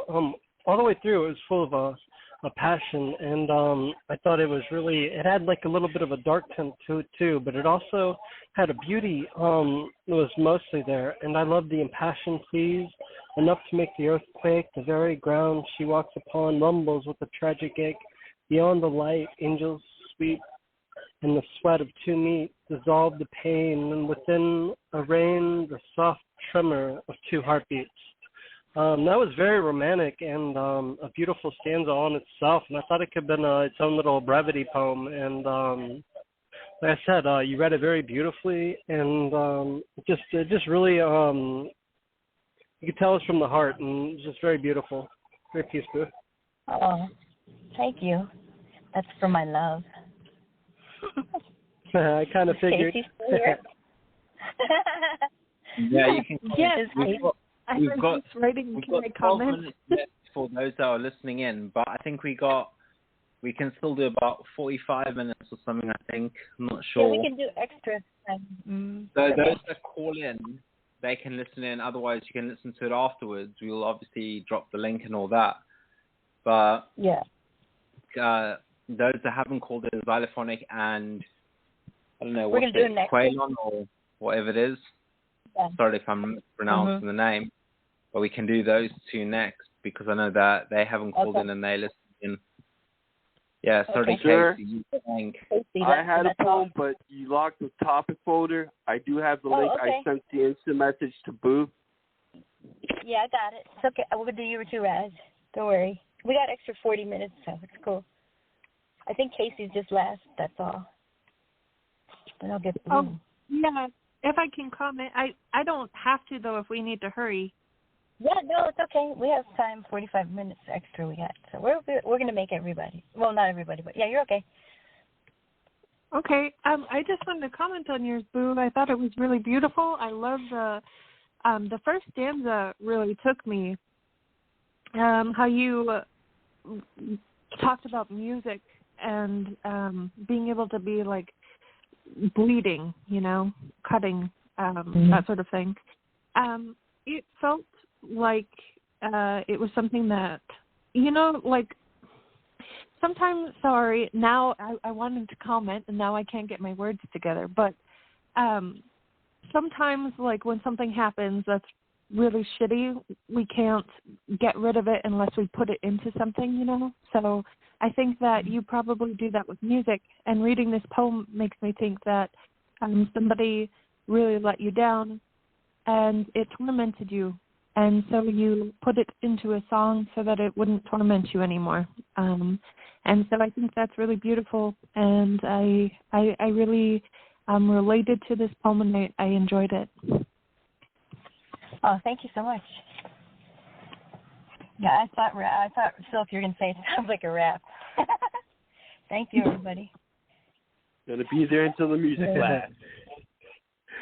And yeah, unfortunately, I do have to run. Sorry, Boo. Rob, a great show, guys. I had a great time. Yeah, great poetry, everyone. And lots of love. Good night, everybody. Good night. Cheers. Thanks for coming. Yeah. Have a good weekend. Okay. So yeah, I think what's it, Quailon or what? I thought you wanted to do Blue next. Xylophonic Blue, I mean, because he's been waiting. Oh yeah. So Sorry, let's do that. Yeah. So, okay, my dear, you grab the poem and I'll grab the SoundCloud. I don't understand. In America, it's quite late, isn't it? Over here, it's already 5:05 in the morning. So. Yeah, late for you. Sorry. I'm always up, so it doesn't really matter. So Xylophonic, let's see. I should have been doing that already. Thanks, Casey, for your comment. And Raz. Let's see. Don't quit on a good thing until the music's over, baby. There you go. Yeah. You know what? Too many people walk away, don't they? I mean, really, not many people have much commitment anymore. I'm looking for it. It's supposed to be in alphabetical order, but too many quitters. What's the name of the poem, Rob? It's called Lost in Words, Collaboration. Does he have a SoundCloud? I think he does have a SoundCloud.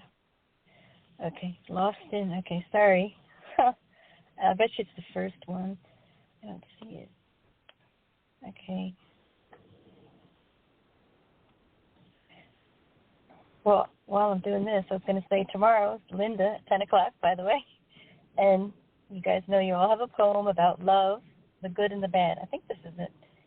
That's at 10. I think this might be it. I don't see it here, though. Okay, I'm so sorry, but I'll try this one. Universal. No. Oh, that's me. That's Casey. Yeah, I can't see it. And this always happens with Blue, too. It's probably, if I can't, it's probably the first one up there, so let me try it. I think it's playing. Wait. Sorry. Or not.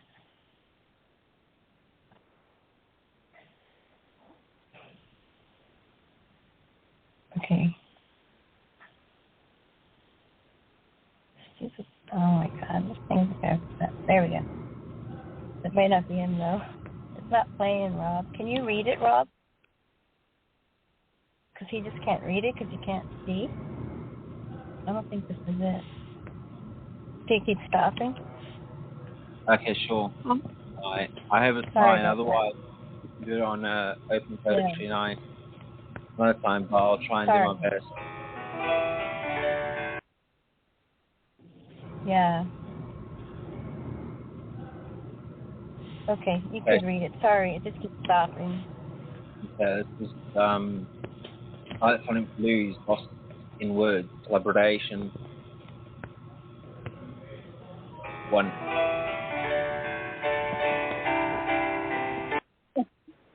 Sorry. Should I read it or? Yeah, I'm sorry. This thing is, sorry, everybody. Yeah, Lost in Words. 1.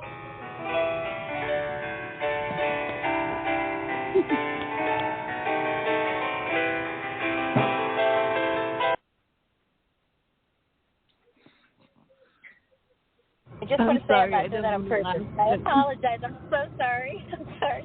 All right, sorry. Go ahead, say. Are you sure? Because I'm not going to do that again. I know. Okay, lost in words. Sorry. I know, right? Okay. I don't know. This thing is tripping. Oh my God. This is so not good. Sorry. I don't know why it won't shut up.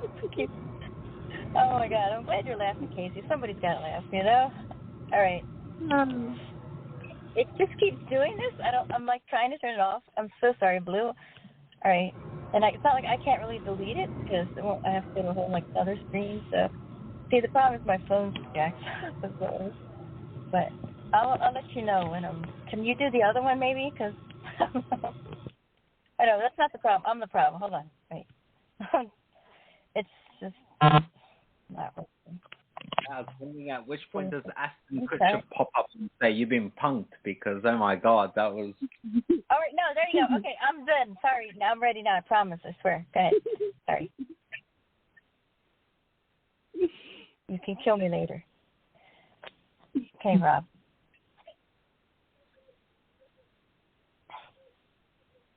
Am I reading it or are you playing it? I'm not sure. I'm lost. Oh, you're reading it. Sorry, you're reading it. Yeah. Sorry. Yep.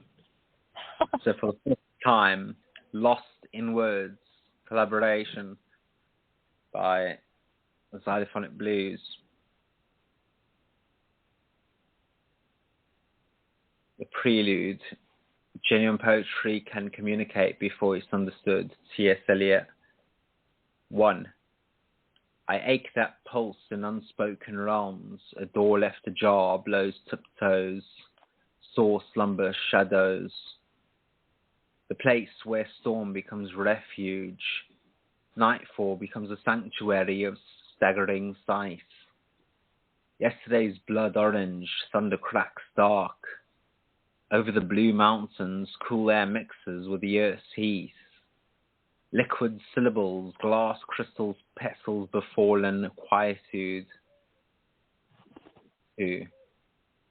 The shape of water echoes, pinnacle perfumes, pepper, the Crayola kaleidoscope of twisted oak.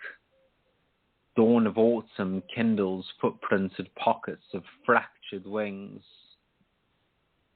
Though I lay cold, robed in muddied morrows, adorned in faded fragments of fortitude.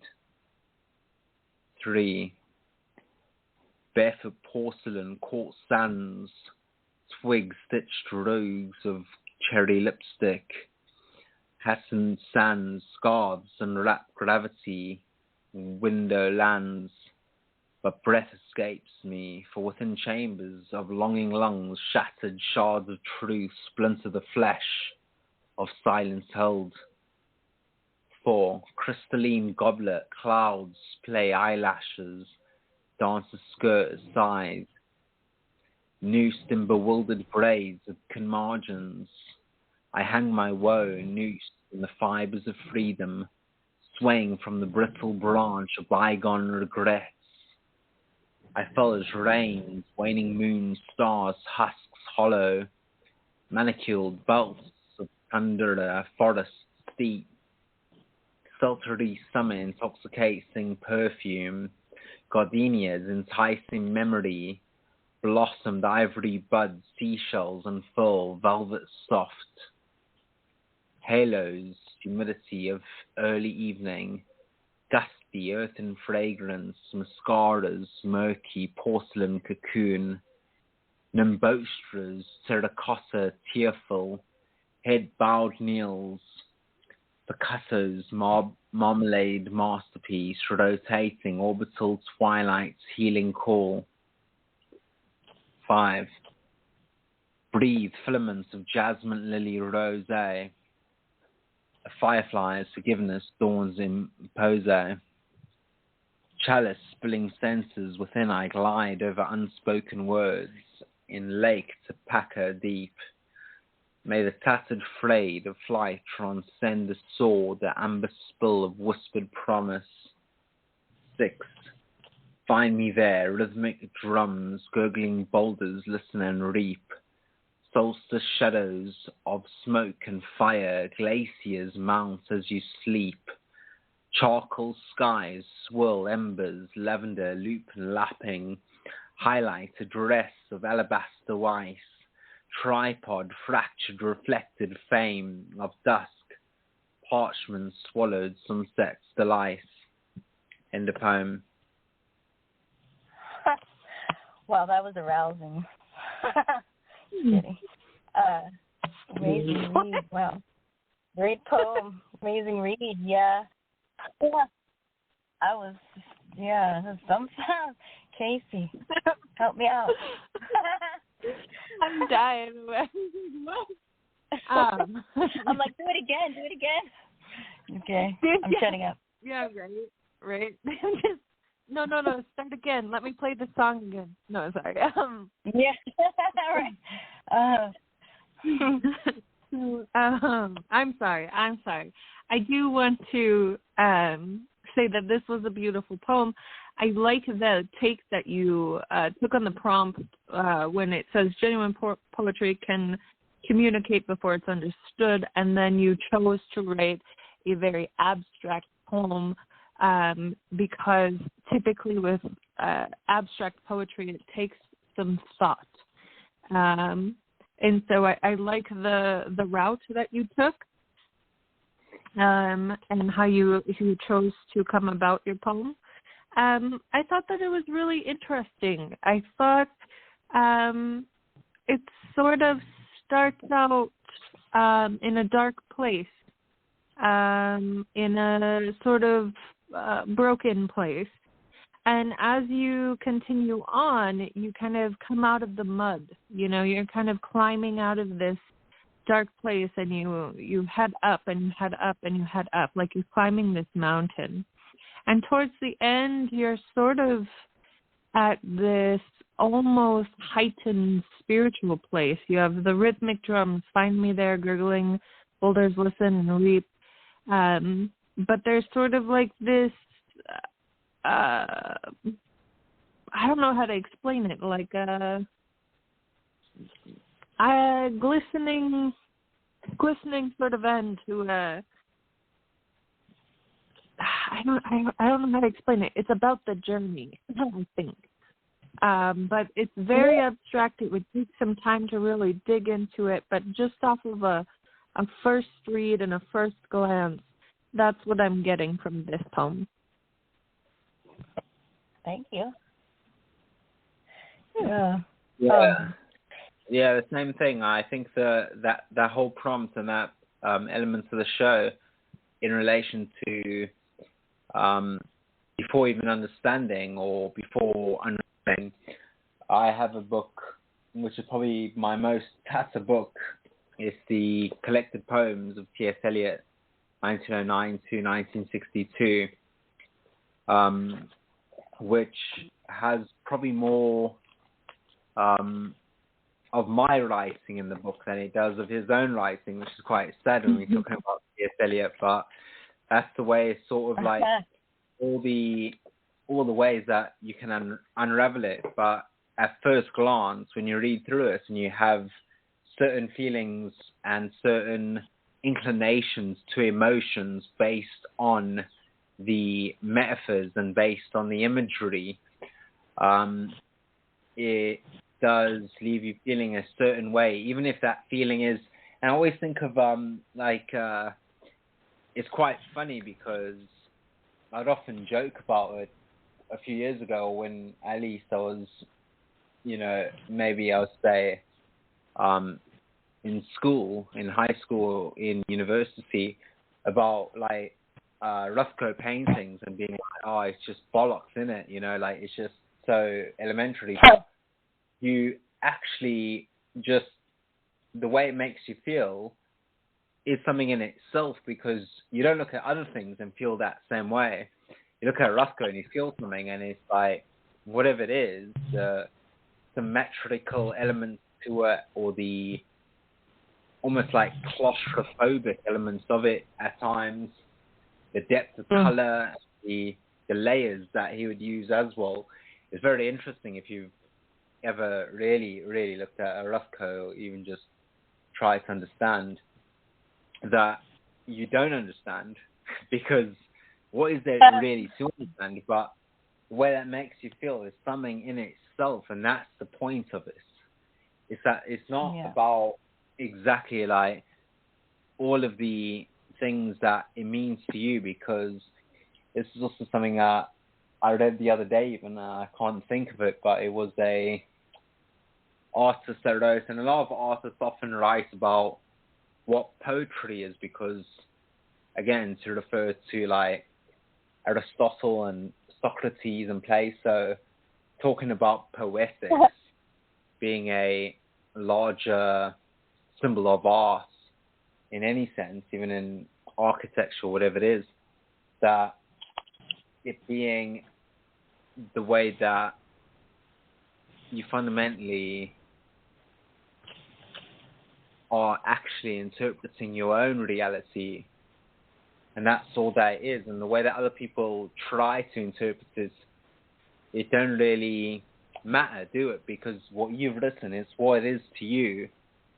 But if it can mean something to anybody else, that's the depth, that's the real zeal. That's where it's at. And this obviously makes it different, because there's so many sort of elements to it. It's, you know, it's got all these powerful symbolic images. So thanks for writing that. Thanks for, sorry about not being able to play the audio. We'll do it. I think there's another show on Wednesday or something. I'm not sure. Yeah. I've been cancelled. I'm not on site anymore, but yeah. No, you know what I'm saying about blue is that like it's pretty much like if you can taste it and smell it and feel it and see it, every fragrance, every color, like he's the man. Not to mention, guaranteed it's a 10. He's the king of the 10. I don't know what's up with that either. But I mean, everything's so visceral and vibrant, I think, in all of his poetry. And it is all of it. At first, I admit, I'm always like, what? But then when you go back and look at it, you can get it better because it's deep, like Raz. Exactly like Raz. So it's always interesting. And your read was beautiful, too. And so, Raz, I'm going to put you up next. Did you say anything, Raz? Or do you need a comment? Yeah, as usual, like you were saying, this is very colorful and profound language.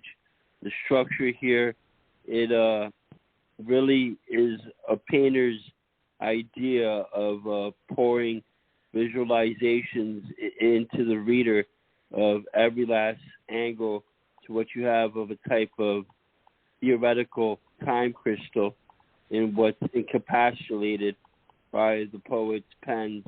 And so being lost in words, it's a literal definition of what they've done with the poem.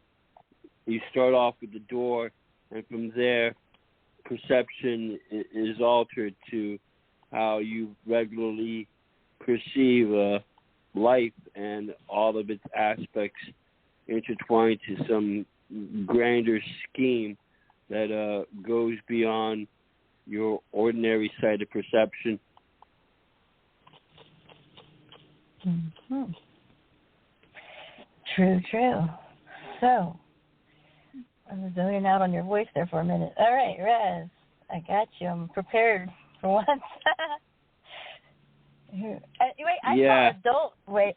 I saw an adult, and I said, wait a minute, Raz getting sexy? Uh-oh. No. The adult is not there over sexuality, but kind of subliminated message here on politics. I can't use that word very well on this site, so I used adult to compensate for the genre. And I guess the quote here will be from the Hollow Men. This is the way the world ends. This is the way the world ends, not with a bang, but a whimper. World end. World without end. How the whole thing went down. Paul did not have time to show up to the 5 and 9. Traffic steady, held in stall.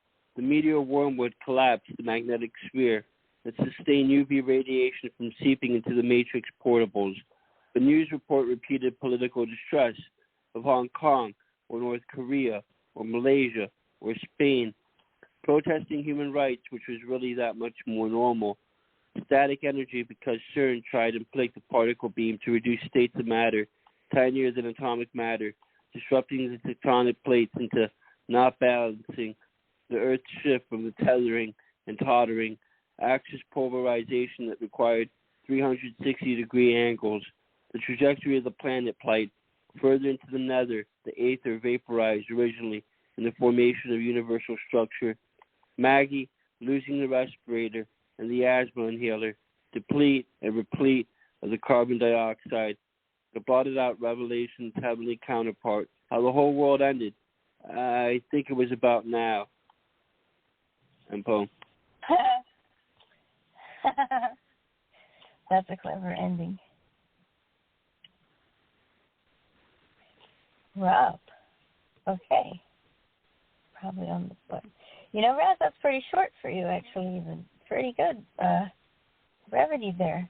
How this whole thing went down, like, that right there gets my attention. Paul did not have time to show up with the 5 and 9.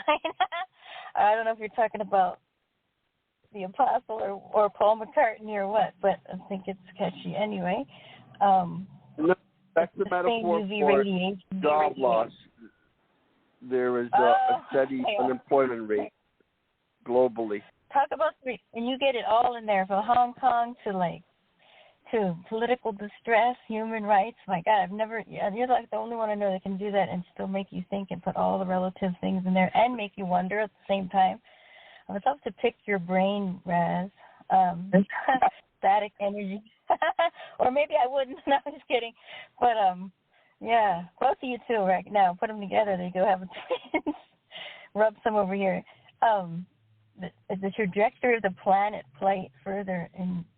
And I had a feeling you would pick that quote, too. And because, I don't know, something about you just says strength, because you're always looking for the better cause, I think, and you're always fighting for those who don't pay attention and maybe don't know, and you're kind of teach them along the way. And I think that's awesome. You did a great job, and thanks for coming. Thanks. So I wanted to contribute. This is my favorite Elliot S. type poem here that I have on my web profile page for the site. So I had something for tonight. Perfect. I started off on the site with this poem, World and World Without End. Oh, that's your first poem? Oh, that's so cute. Fire went down less than 2 months later. Yeah. Yeah, 2 years ago it says. Oh, that's good. Oh, that's cute. That's a special poem. I remember I put my first poem on here. I was like, no one's going to read this. Like, I wish, but were you surprised? I was. But, Casey. I just agree with you on that. Yeah, I remember when I posted my first poem and I was like, well, that was garbage. But, yeah. Now I look at it and I go, that was really garbage. Yeah. But no, I love that you wrote this 2 years ago, because that even to me makes it more powerful, because it's still relevant. It still holds weight. You incorporated things that were really going on in the world, as well as some imagined things that could happen. I think the part that strikes me the most about your poem, though, is how all of these things were going on, but they don't actually matter at all. Because when the world ends, it's going to blow up, and nobody's going to give a shit about, going to their day job. You drove or Yeah, nobody's going to give a fuck about human rights when there's an atom bomb going off, So, like, it's important to us now, but, like, when shit hits the fan, it's really not. So I thought that was the most interesting part of your poem. There's different perspectives. I guess you could consider this a cry for nuclear awareness. That might also be subliminated in the piece, I agree.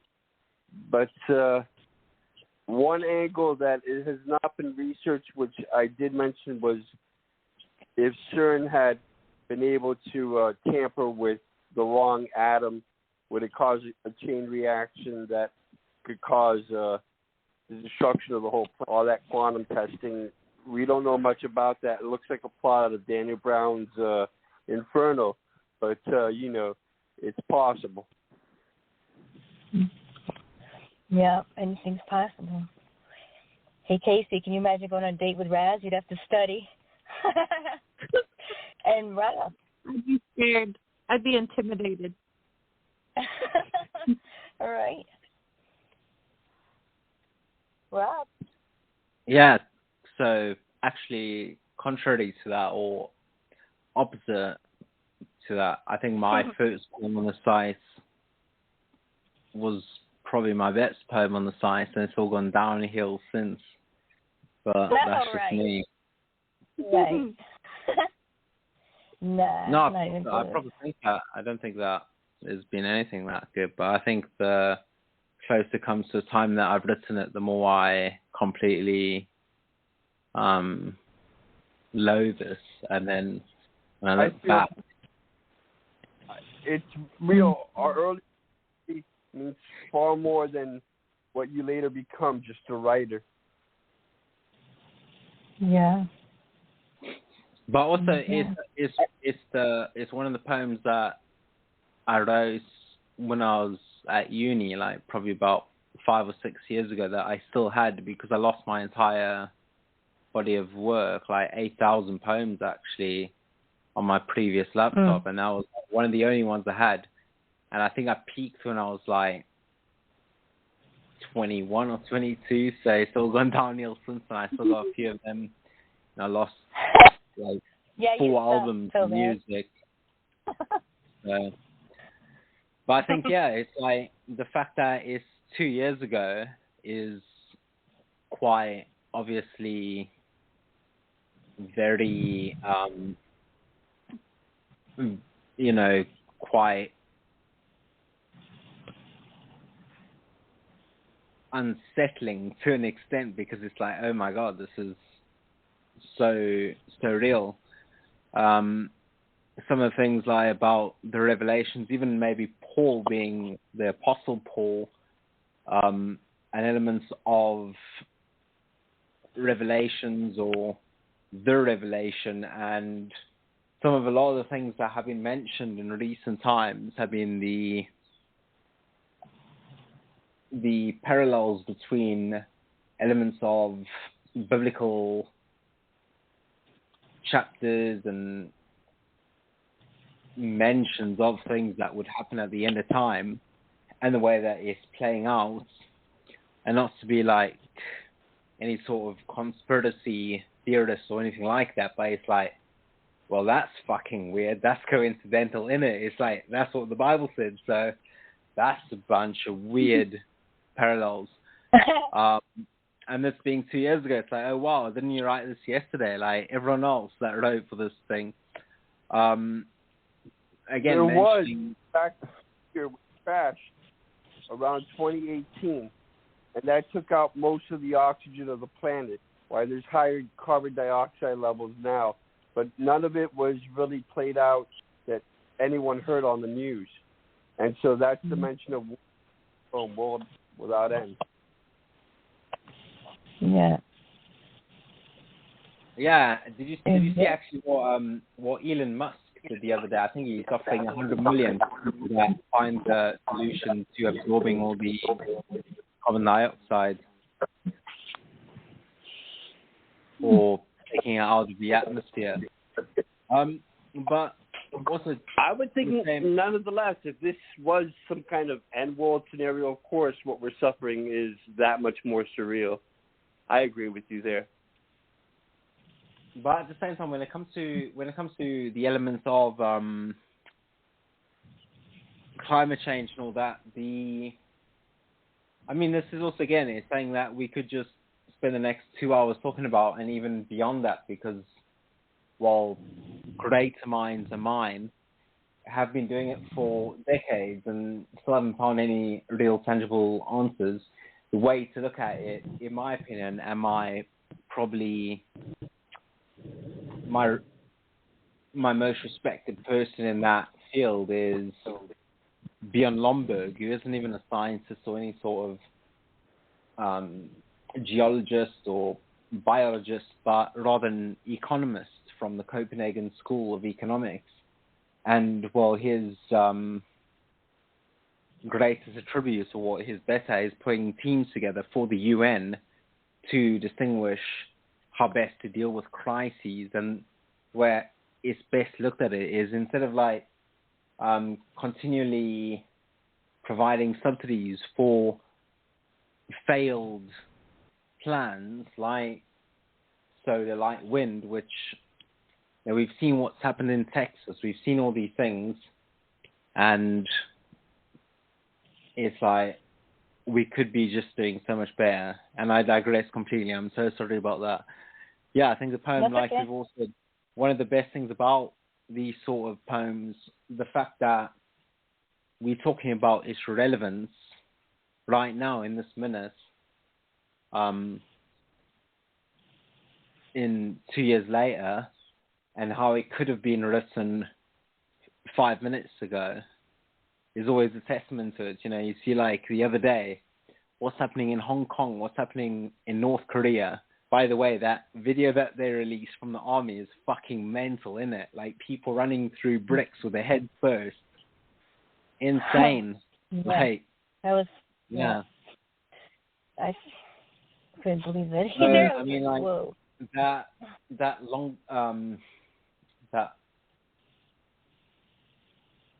longevity of the poem and the relevance that it has is, in my opinion, always a testament to the quality.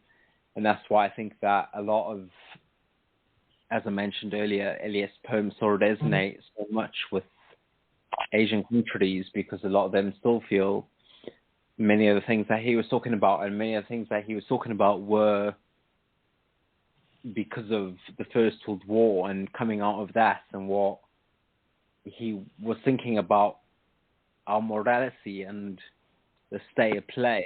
And if you look at the world especially when you today, mentioned the Hollow Man and the Wasteland. They're both direct consequences of World War One. Yeah, exactly. Those are probably two of my 5 favorite poems. Like, yeah, probably read them more than I've. Well, Rob, I'm gonna do something. I want to, because you never do. I want to, because Casey's here talking about your poetry. I want to play one of yours, so don't get embarrassed, okay? One of my favorite. One of my favorites. I can read one of mine. Of Venetian Hill. Okay. Number 9. Oh, you want to? You could read it, whatever you want to do. Yeah, you pick one. Okay, I'll do. You know what this one is actually directly inspired by Eliot. It's called so on the board if I can. The Revolution of Old Possum. Il Migliore Fabbro.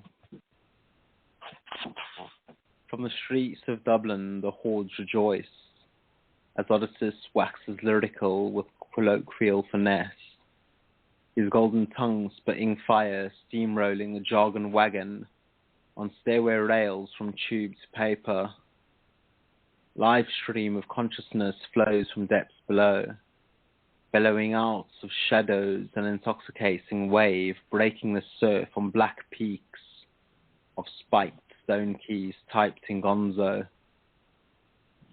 Aristotle stood firm at the pulpit in his symposium, while his quill-penned poetics preaching the genius of metaphor metaphysics.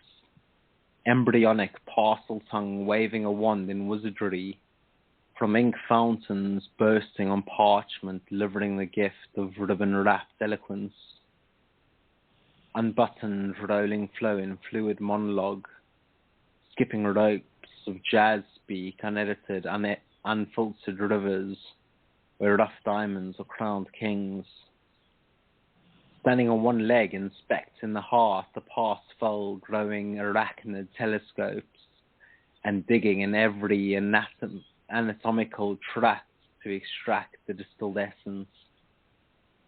Musical motif, shining constellation of text tessellation, lyrical relief, binding formation to flex evocation, vineyard winding to jump cut scenes, fermenting fruits, ripe for the picking, inducing intoxication, laced reading, sliced and spliced, a chalice of spice, blinking, weaving, overflowing, Goddard's lens zooms, blooming in district cloud 9, rolling balls of raw nervous energy, shaking from screen to belly, and cuts, magician of illusion, pulling Shakespeare out of his hat, peeping from leaves of grass, and waltz multitude of class, join the dots and fill in the blank to a spectacle for spectators wearing spectacles, who open their cans of interpretation, worming out of ransacking the sack,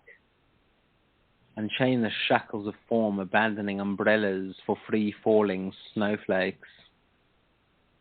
From Greek theatres, staging Freud's favourite plays, to a trek with a scarecrow, a Tin Man and Dorothy's pet lion, the heart to swallow, jagged little pill pulls the wool over hollow eyes. The lowest form of wit, the highest form of intelligence, the wild wit king wrote, wearing a fab fur coat. Jigsaw piece of the trivium with 5 cannons pulled into auspices aimed at the poets while unfolding inner turmoil and cleaning out the cobwebs in the closet of self. The only thing worth writing about is the human heart in conflict with itself. End poem. And you don't have to comment. I don't want to hear the comments. So. Oh, too bad, Mister. No, Casey. What do you think, sister? I was going to say, no, I thought it was... asleep. Oh. I was so relaxed. You know, that was just beautiful read.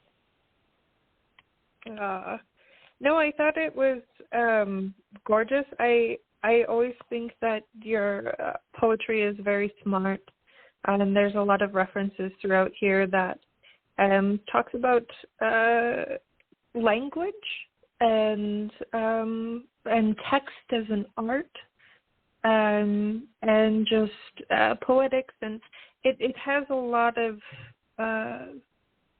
I don't know how to explain that, references to language being artistic.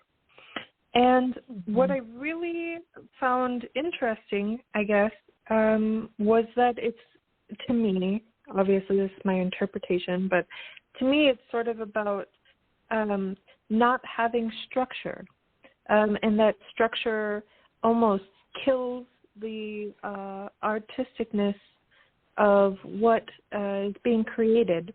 And you have kind of this piece in here where it's like a director filming a movie and then they cut. And then you flip over to like the people watching, right? So it's kind of like the creator, right? The director, the runner of the show. They put on this thing for everybody else to see, and that could be a metaphor for like we put on our show, right? We put on our face, we go on our social media and put up our best pictures, you know what I mean? But yeah, right. But you're the director, right? And this is your show and you're putting it on, and if you constrain language by putting it into boxes and following rules and doing those things, then you lose the real beauty of it. And I think that's kind of the part where you talk of unchain the shackles of form, abandoning umbrellas for free-falling snowflakes. Anyway, that's what I got. And the ending, the only thing worth writing about is the human heart in conflict with itself, because I think that's our experience, and it's constantly in conflict. And if it wasn't, life would be a lot less interesting. Mm-hmm. That's the truth. Thank you. Yeah, that's the best part. I didn't write it. That was actually William Faulkner from his speech at the Nobel banquet for his prize in literature.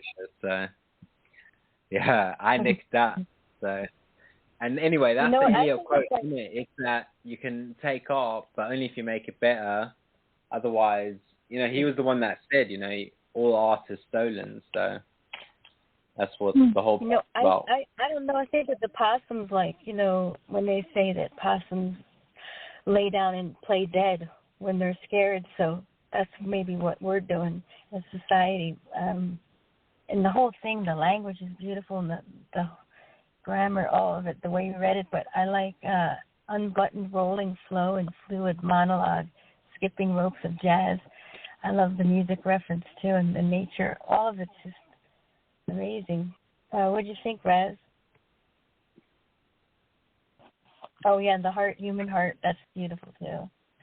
Thanks. Yeah, this does in fact speak of art, how it's been presented for years, and what there is of the old possum, how it's based a bit on Eliot's book of that topic and Beginning of the Wasteland, and Migliore Fabro, which was for Ezra Pound, throws in all that more of historical momentum.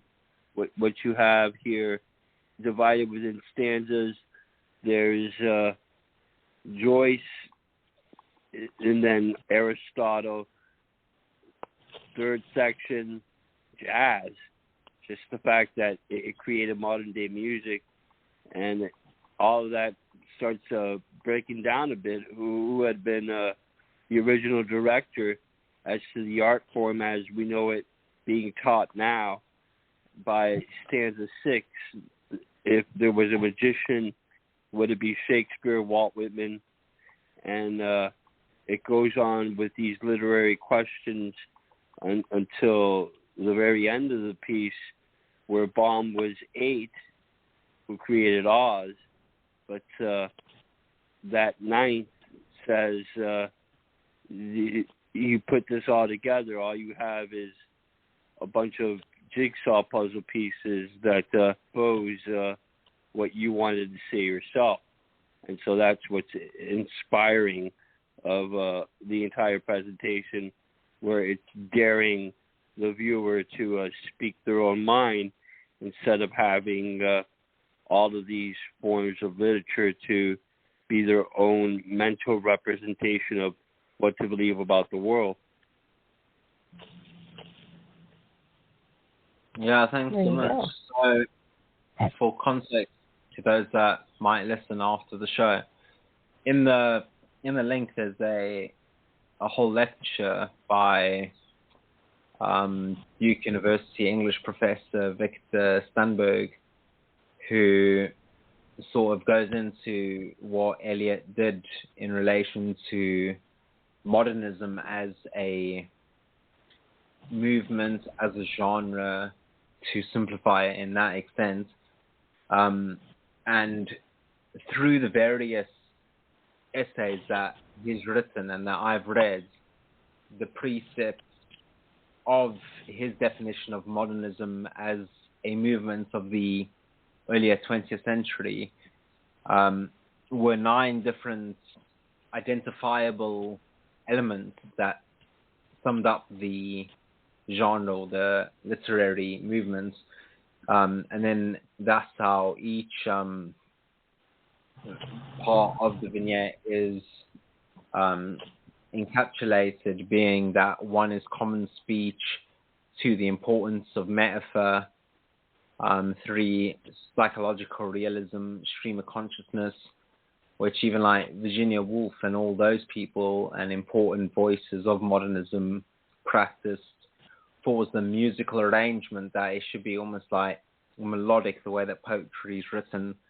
5, and then also inspired by the whole filmmaking thing, like what a lot of the French filmmakers were doing, and even today, like if you hear about Tarantino and certain people speak about what certainly sort of like blew their minds was like the way that Godard and all of them would shoot films, that whole noir style of the jump cut scene is something quite interesting because it's like, and that's where vignette comes in quite important, that you can break things up and put in a complete different place.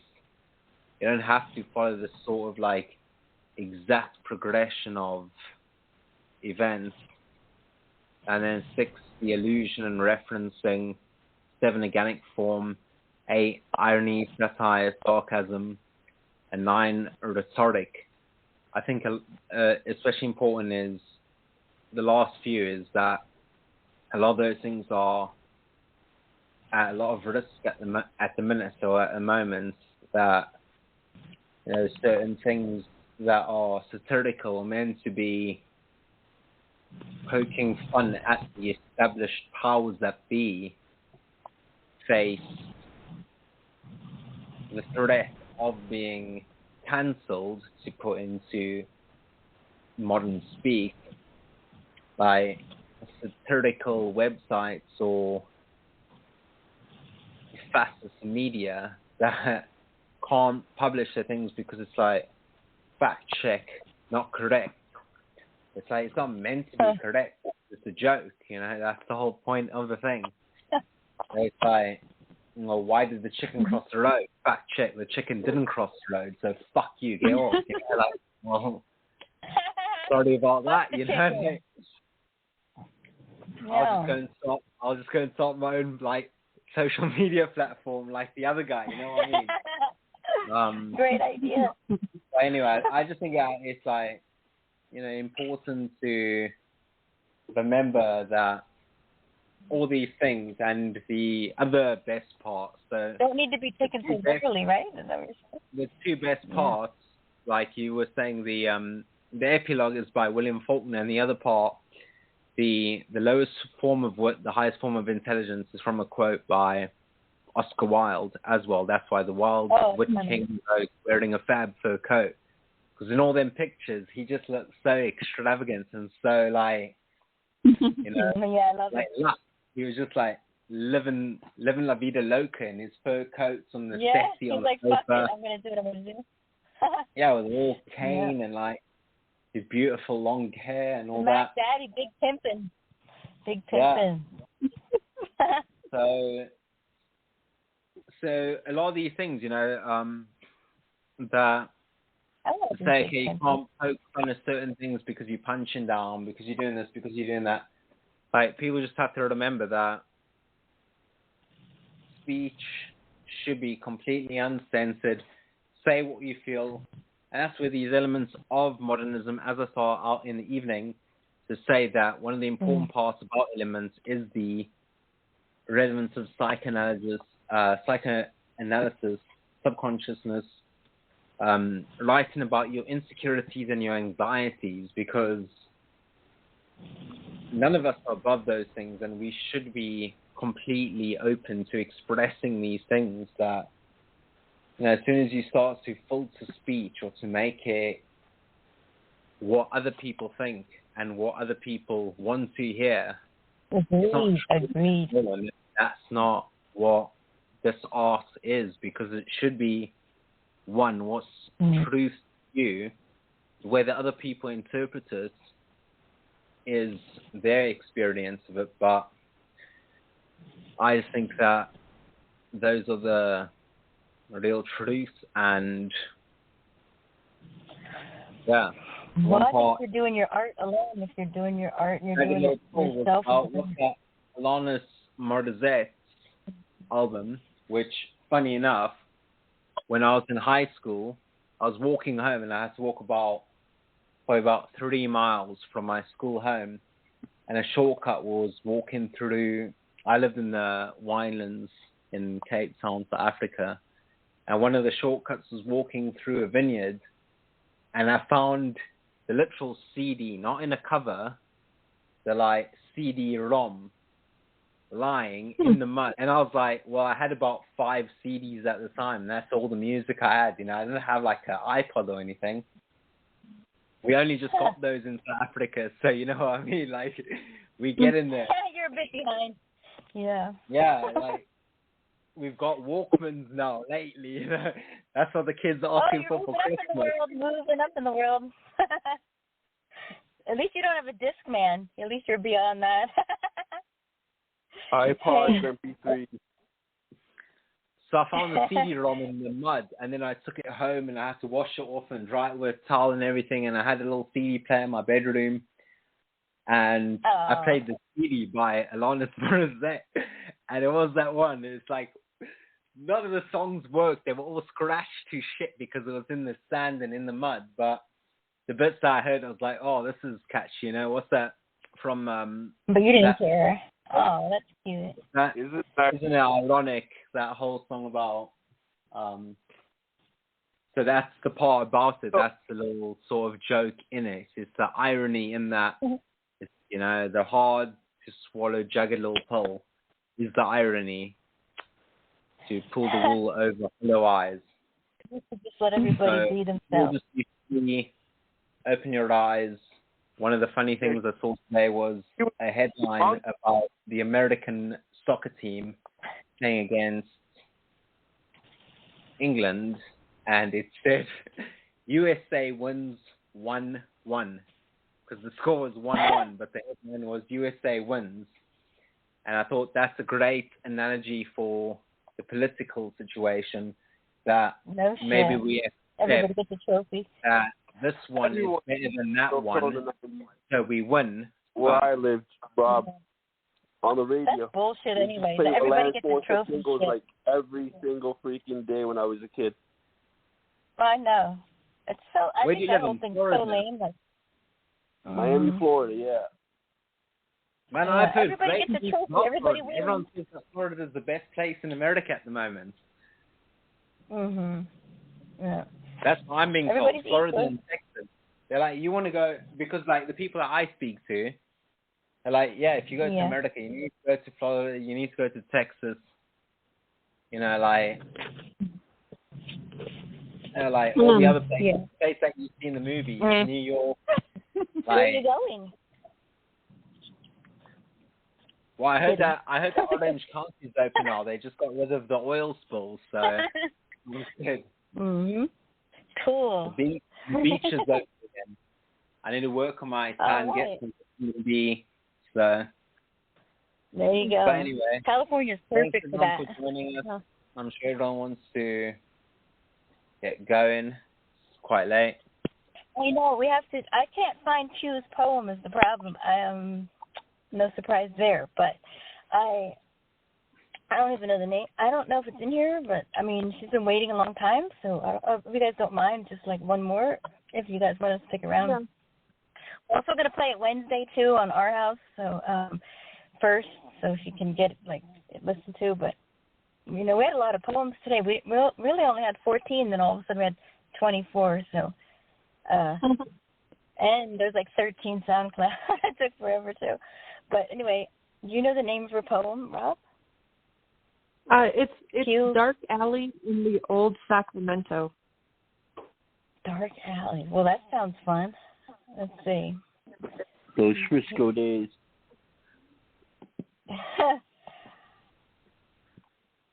Maybe I do have it. Okay. Oh, unbelievable. I found it. Okay, there we go. Cool. All right. You got it, Rob? Oops. Oh, my God. Don't even tell me this is going to be tripping on me again. Please, Lord.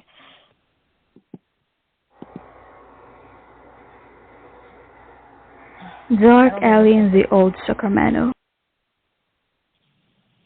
Okay, sorry. I'm honestly not doing this. I don't know what's the deal, but... Dark Alley in the Old Sacramento. Look, see? I'm not even touching it. It keeps stopping. I don't know why that is. I don't know if it's me or... Dark Alley in the Old Sacramento. The sunlight melted away. I can sense beasts lurking and ready to slay. It wasn't me, the after. It was my frightened mind, fragile heart, and no fighter. My mom said demons ain't real, but all her life she's holding a candle of her own vigil. My young innocent self wonder if I've seen one. None of blood-curdling, distorted, hellish face, but I've seen human. Amen. A typical normal man. There I saw, bending his obedience, faithfully negligent of right, excruciatingly warped in denial of the truth in plain sight. He falls on his knees and gave you this kiss, right into my mother's married lips. I was there when God delivered his judgment from the dark alley of the old Sacramento entrapment. And hell, will they perish in Christ? Justice made a monster out of the typical man, but how did I come out as a fallen, tormented one? Oh, I remember when I touched my dad's temple so tender, I whisper, I still love you though.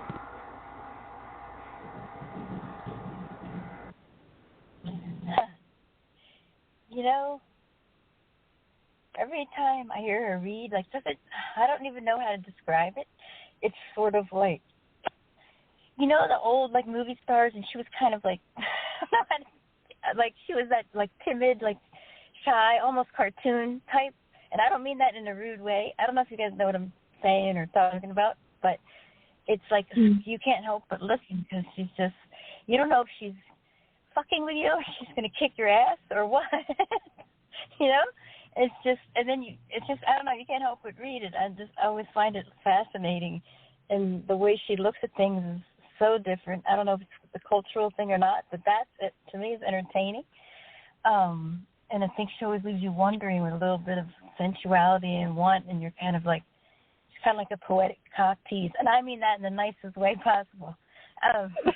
So I mean, you know, I think it's like so unique. I dig it. I might be way off there, but I'm giving you a compliment is what I'm saying, and I loved it. I thought it was entertaining. And isn't that why we're here? I mean, I want to be entertained, don't you guys? I want to remember some shit. So I think there you go in my Jersey explanation. But what do you think, Raz? Yeah, there's controversial points here. It seems to be a twisted love triangle which goes on with family members, and the daughter is really in the way the entire time, and what you have is a kind of temptation that's falling upon these individuals being described in Old Sacramento. Are they really tempted by the devil? Why this form of sexual deviation or sexual behavior in which either side has no longer any conventional bonds of sacred rights? Does the father want the daughter any more than the mother would cheat on her own husband? So, you know, that form of sordid relationships, they're the kind of which you could ponder in a storyline, but when they come to pass in reality, no one's really there to notice, and only the individuals who keep these kinds of secrets from society when it comes to morality would know the truth if there had been an actual temptation from the devil. Yeah, scumbags, too, not to mention. And Case, thank you, Raz. Casey, what did you think of Q? Did you got what I was saying, kind of, right? Or did I not make sense whatsoever? Because I was just wondering. Did I make sense? Like, did you know what I'm talking about? I don't know if I made sense, really. I don't even know the movie character I'm talking about, but you know, like somebody in the 40s, you know what I mean? They were kind of like always asking questions. No, that totally makes sense. That reminds me, because they like, I think it was like sexy back in the day to like have a smaller voice. And actually, I'm not going to go into it. I'm not going to go into it because I could go really into it. But like Britney I'd Spears love to hear. her earlier. But like Britney Spears and Jessica Simpson, they don't actually talk like that, but they had to make their voices sound small like that because that's what they were told to do. Like, because it was supposed they couldn't to be overshadow more the males sexy. too, and I think now that's changed, thank goodness. But right? Yeah. But totally crazy. They changed their voices and everything into like. Anyway. But, and they have a doll that looks like this thing that I'm talking about, the doll, the Cheeky doll or whatever, you know the one I mean? Like, I'm going to put a picture on the board. That's just kind of the vibe. It's, anyway, I'm shutting up. Go ahead. Sorry. But, no, with Q's writing, I think, like, the thing that's interesting about the way she does her reads, it's like the words are, like, hanging on. It's like it takes her a while to push them out, and I think that's really interesting. And that's also something that, like, Billie Eilish does in her songs and stuff. It's just kind of keep the words hanging because it creates interest. But as far as the poem, I thought it was really well written. I like that. Although the content was not 100% relatable to me, her emotions and her feelings were, and it kept my interest. When she talks about, my mom said demons ain't real, but all her life she's holding a candle of her own vigil. And then she talks about how humans are the demons, and she saw a typical man, and I love the line, I was there when God delivered his judgment. Like, she was there, she saw it, and it's just so powerful. I like, really loved it. Bitch. Well, I really loved it. I thought it was good. I thought she was powerful in this. There is a sense of sensuality, but I think there's, like, because in other cultures, not America, in other places, the father figure is a really big deal. The father is typically like the head of the household. He's the one that the entire family relies on, you know. And so when she says, you know, that her mother's cheating on her husband, that's a really big thing. You know, that is a lot bigger. It's more than just cheating on your husband. That's like a sin. That you're going straight to fucking hell because you no shit. You know, pretty much your sign like, death warrant. Like it's a big fucking deal. So except I thought if that you was do it really in cool. Alaska and Wyoming. Shit. Oh Lord. You know, it's and it's sort of like the voice I think does a lot for her. You can't. It's just intriguing, you know.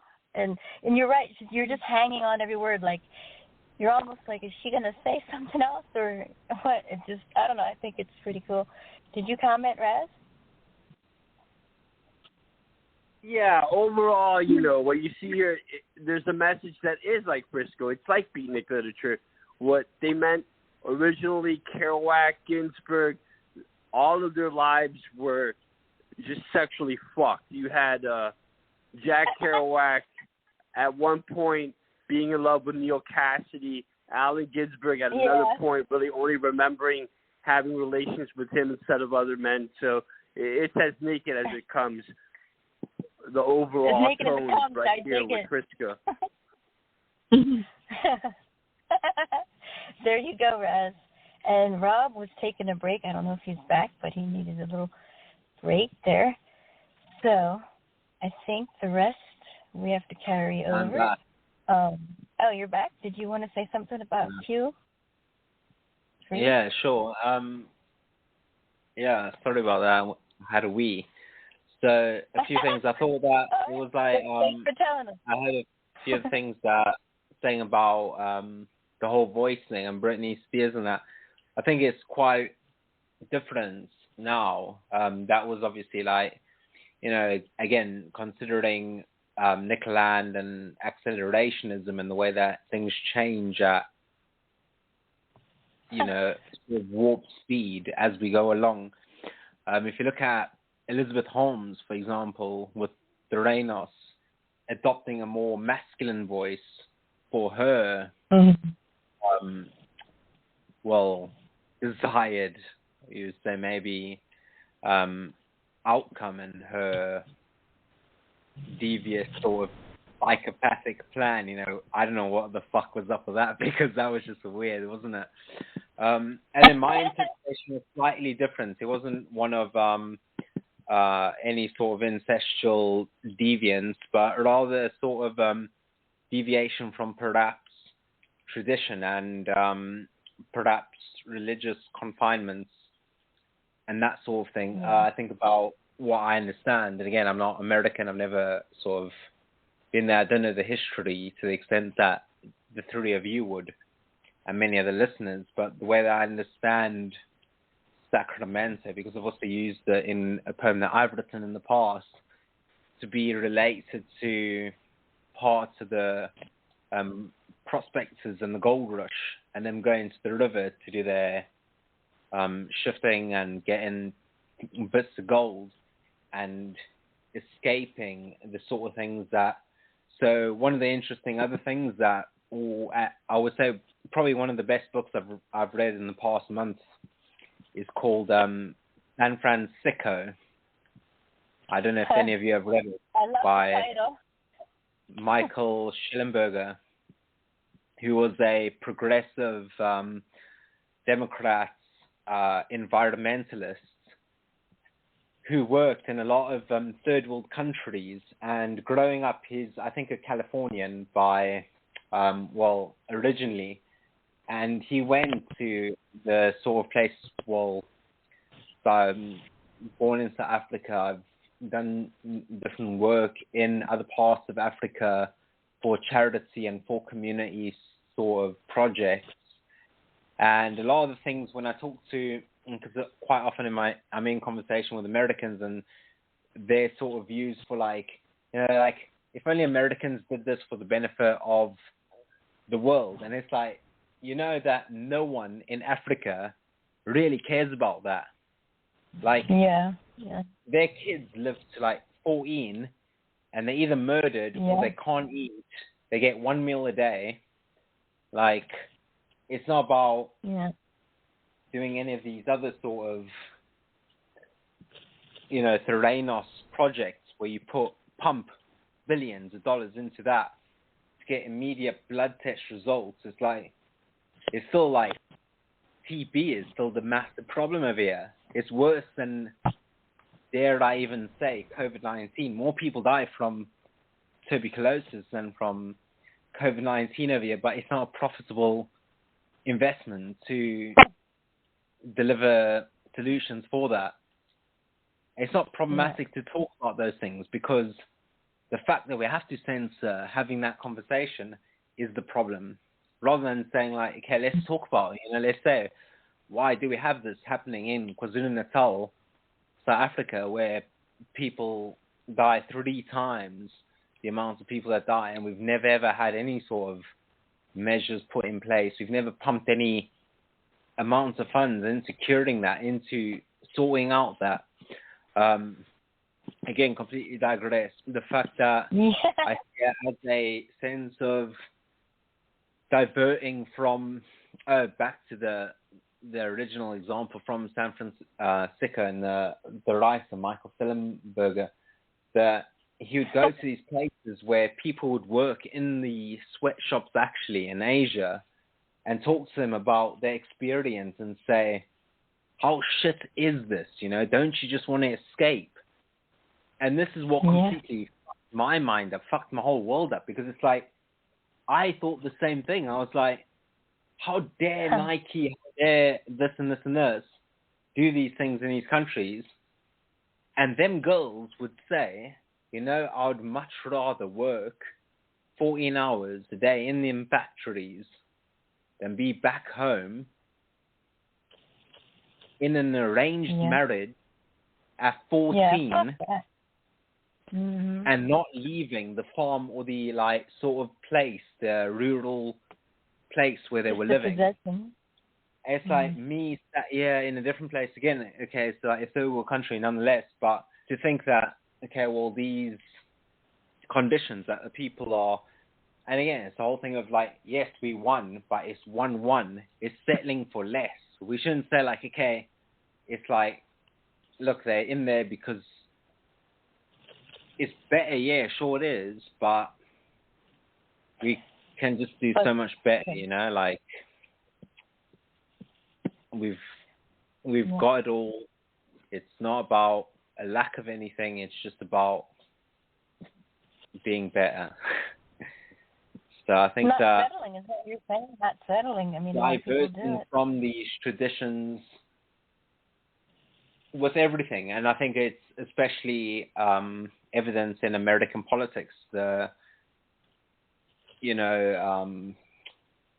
whole sort of you go and die on the mountain for a certain belief or certain precedents that I'm either this or I'm either that, and you have to accept the whole embodiment of that movement. I'm either blue, I'm either red, and everything that goes with that. It's like, okay, well, it's not as bad as the last guy because you don't do them tweets, you don't do this, you don't do that. It's like, don't settle for that. Let's just do better, you know? Let's just like sort out all these problems. We got 1.5 trillion. We can spend it in these ways. Then put all the good things in the bill for 3.5. Then take all the good things out the bill. And it's like, okay, now it's only 1.5. It's like, yeah, but in the other amount, all the good things were there. Now you've taken it out. Like, we want healthcare. We want education. We want those things. We don't really want to do all the other things, you know, like, this is like gaslighting. It's problematic, you know, like, let's sort that out. Oh, yeah.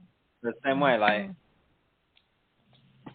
let's not settle for the scraps of gold on the Sacramento banks. Let's go and get the whole brick, you know what I mean? Let's get this bread and let's do better. So I'm down. Let's do it. I feel like lighting a flame now. I'm all pumped up. Really? I like it. Look at crazy. It's getting late. Briscoe misses her hero. I'm behind you. Kerouac. Yeah, I'm with you. Hey, you guys want to do No. Are we done? Want to do a speed round? We should do a speed round. Yeah, I think not settling is the main thing you're getting at, right? Why just settle for the bare minimum mediocre when you can have more of it? A lot of cultures, that's all they know. And you're saying they'd rather be at work. Hey, they'd rather be at work than getting their ass beat. They'd rather be at work than being disrespected and treated like shit, right? And used and everything else. So why not? Work sounds good 16 hours a day when you're treated like that. So I think, that's important. But anybody else want to say anything? Feel free. Ask Casey.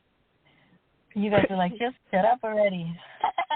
No. We could be here all night. Two chatty Cathy's, you know?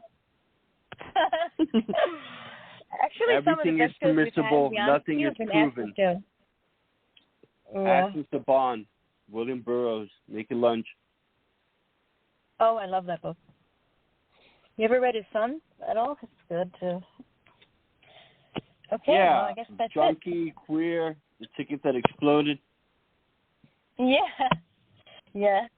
What hell? I think is a great writer. I like some of his older books better. But anyway, tomorrow I just want to say is Linda. Well, not that anybody's listening now, but hey, and that's at 10 tomorrow with Linda, and she's the highs and lows of love. So you guys all know you have a poem on love. You're not a poet if you don't, or heartbreak, right? That's at 10, and then open poetry is Sunday at 9, and that's it. Rob, you want to say anything? Oh, yeah, on our anniversary, the 31st, it's 3 years on Halloween, so that's going to be at 9, and then there's a contest. I'll shut up after this. The winner gets a gold membership, and still going on, so it's going to be a rough one to judge.